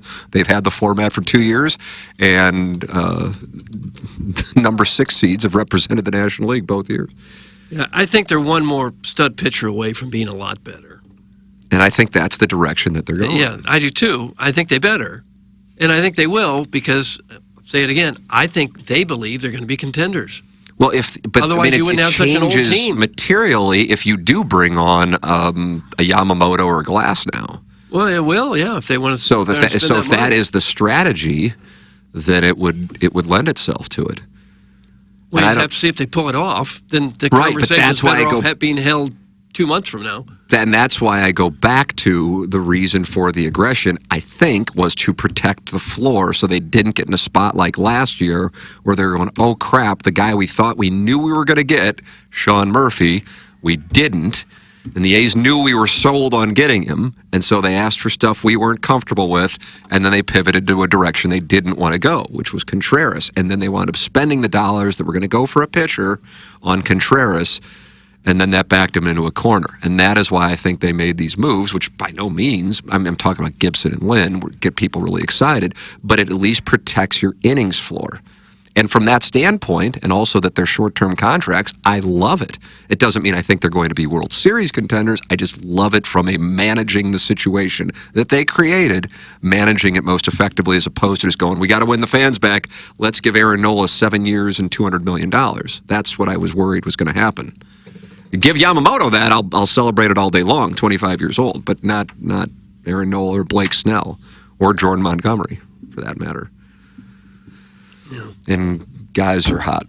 Boy, howdy. And the winter meetings start next week? That's right. Let's head on down to Nashville. Would Alan Dave will call it the balloon party year-end awards? Well, the listeners will be at least. They'll be there getting autographs. Doug, let me tell you about mentality, and then we'll go to these emails because it's going to be unbelievable to see if the JV golf coach can win it. You feeling sluggish? Are you working out but not putting on muscle like you used to? Mm-hmm. Low energy? Mm-hmm. Feeling anxious, feeling moody, irritable? Well, those are symptoms of low testosterone. And Mentality is a local healthcare facility specifically dedicated to helping men feel and perform at their very best. The normal range for testosterone is large. So if you've been to a doctor and they told you that you were normal without understanding the range or testing your free testosterone, it was not fully looked at. Come get checked with Mentality. Testosterone therapy helps men regain normal function and restore the ability to perform normally at all levels. It's Mentality, and they are online at lowtusa.com. I've been out there to get tested, and I can tell you it's super easy, and they're big TMA listeners out there, and we've sent a lot of people there. Get it tested. You'll be in and out in 20 minutes. It's Mentality at lowtusa.com. Ladies and gentlemen, it's time for this Design Air Heating and Cooling email. The day JV golf coach wins it with a win. Blueberry Pop Jackson needs to win to force? Yeah, force, I guess, is tomorrow the last day of the month? Yeah, it is. So, yeah, tomorrow would be a playoff. There's the standings. All right. And we started off with Blueberry Pop. Morning, guys. I need to get something off my boy chest.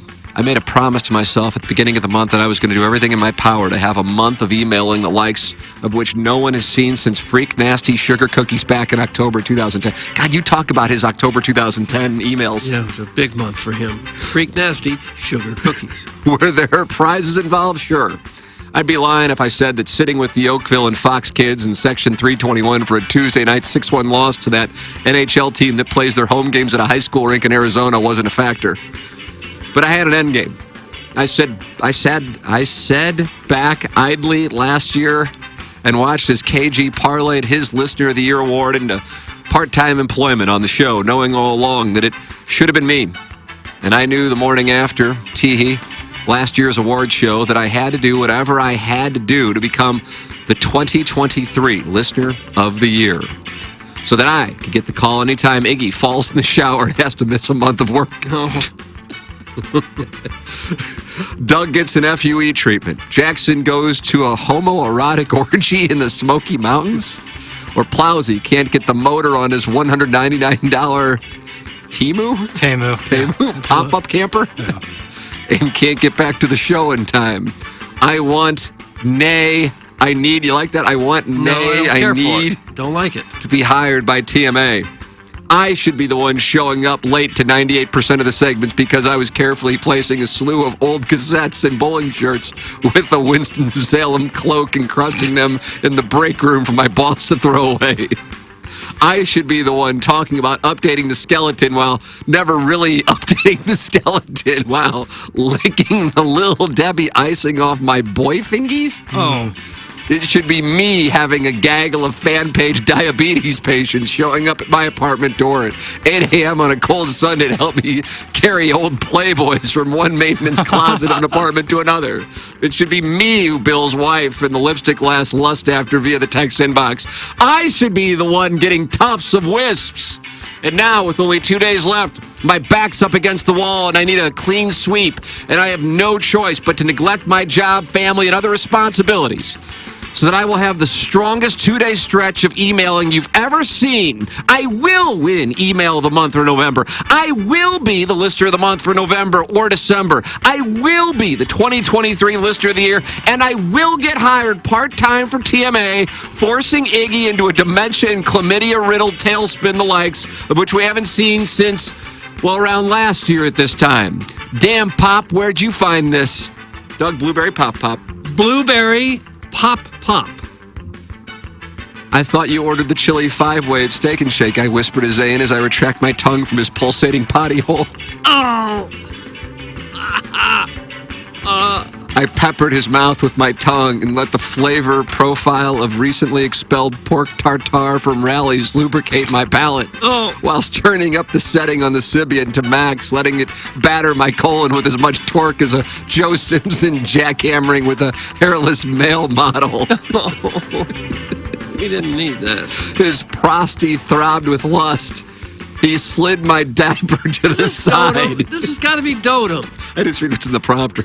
My waist pond formed our bond. That's from Tunnels au Jus Talty. Sure was. Check out my latest blog where I break down Brian Kelly marking his territory by crushing up the pant of a 17-year-old. Okay, that's tight enough. end. Tunnels Talty just got himself suspended for a period of 2 days' time, and his name, as we speak, is going into the suspension login. No, it doesn't feel good. Red alert, red alert. I hate to interrupt your riveting conversation about au jus, but we've got a major situation brewing here, folks.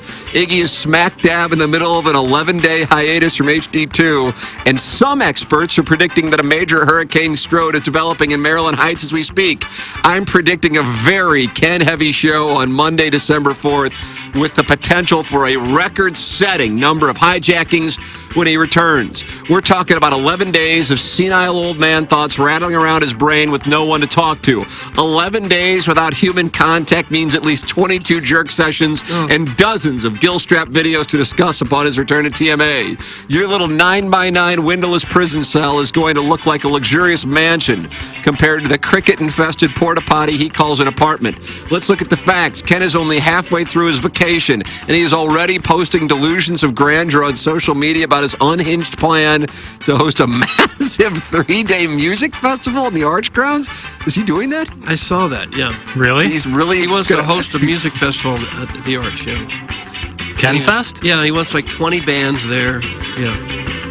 Well, if anybody can do it. I don't know how he intends to pay for all this, but who knows? A 3-day music festival on the Arch grounds, like a modern-day Woodstock on the banks of the Mississippi. Mm-hmm. And he still has 5 more days of solitary confinement ahead. You want me to believe that the elderly guy who had to cancel his Facebook cooking show because he couldn't figure out how to fit a camera inside of his new kitchen is somehow going to lure the Foo Fighters to the feces-covered crime capital of America for a gigantic music festival? Side note, that must be the one tiny-ass kitchen. It's too small for a tripod to fit. Is Iggy's new apartment actually a Depression-era phone booth? At this rate, I wouldn't be surprised if Iggy returns with a new genius idea like a bowling-themed rummage sale podcast. Of course, this is all contingent upon the fact that he doesn't injure his shoulder in the shower at some point in the next few days. That's from the JV golf coach. P.S. Yesterday's QFTA was awesome. No one else could seamlessly weave Jennifer Lawrence's Merkin. Oh, that's what we were talking about. That's right. Jennifer Lawrence's Merkin into a conversation about JFK's assassination. Keep up the good work. That's from the JV golf coach. JV golf coach. Wealth, self-made, old money. Now close your eyes and tell me what you see. Is it a charitable family living in the Huntley-Westwood region of St. Louis with a nuclear dynamic where the wife stays home to care for the children and have breakfast on the table after dad wakes up at 4 a.m. to hit the gym, have a steam, and then review his portfolio and dabble in the Shanghai and Hong Kong markets before the rest of the world starts their day? Is it a family so happy, so secure that they don't feel the need to compare themselves to others or seek validation from celebrities? Now, open your eyes. Does it surprise you to learn that the old money representative for TMA is a gentleman who waits on hold for 3 hours to get patched into a regional HD2 Sinbad-centric podcast while he's hitting a drive-through chicken store to snag a couple vanilla shakes and half a dozen chicken biscuits for him and his lady during peak e-commerce trading hours? How about the fact that TMA's old money figurehead can't access his Greenlight debit card account without first getting the access pin from his father-in-law because he isn't an authorized account owner and financial institutions don't recognize IP addresses from Cricket Wireless track phones? And would it further shock you to learn that after his old money ma'am returns home from grocery shopping at Quick Trip and gathering breakfast from a fast food mart, he spends the rest of his day comparing himself to an internet stranger with a burner handle of Orson Woods Wacko, begging for the validation of a hyper-localized famous HD2 radio host who wouldn't piss on him if he were on fire in his son's playroom, and spends all night meticulously combing Facebook posts that anger him so he can chase the high of having someone take his unfunny call once a week. In between dried hay pubic nest talk and getting the NASA budget wrong for the 9th year in a row. Yes, the key tenet of generation wealth and old money, vying for the love of a man who has a spreadsheet counting down the seconds for when he gets to put this landlocked hellhole in his rear view and escape to Jupiter, Florida, never to be heard from again. Thanks to against Gunter, I too hope to become not the poorest person in a post-apocalyptic city buried between the Ozarks and Kimswick. Gunter. Oh my God! I guess I gotta end it. He just deleted Buck Swope. He just deleted Buck Swope. I love Buck Swope. His emails are great. Oh my God! But we have a time Some of these are too constraint. long. That's my thing. Like I understand you guys are good emailers. Just tighten it up just a touch. Right, Man, you're attacking the emailers and you deleted Buck Swope. Have fun on the fan page and Tiger I'm Board putting today. out the warning right now. Like if the emails get too long because these were ridiculous today, I'm gonna filter them. They got to be tighter. They got to be tighter. So we could possibly vote for Buck Swope, even though we didn't hear Sure. one. Sure, do your thing. I'm going to vote for one of the long ones, Blueberry Pop Pop. I'm gonna after the eye test tells me that Blueberry Pop Pop has the best email. Blueberry Pop Pop is one. The Design, Air, Heating, and Cooling email today. Now you switch your YouTube over to 101 ESPN and you talk it over in there because Jackson and I are going to talk it over on Balloon Party. Wide Berth Wednesday's upon us, Doug. Here it is. Just say anything. Yep. This has been TMA presented by Brown and Crouppen. Bye. Hey, if you like the morning after, check out Balloon Party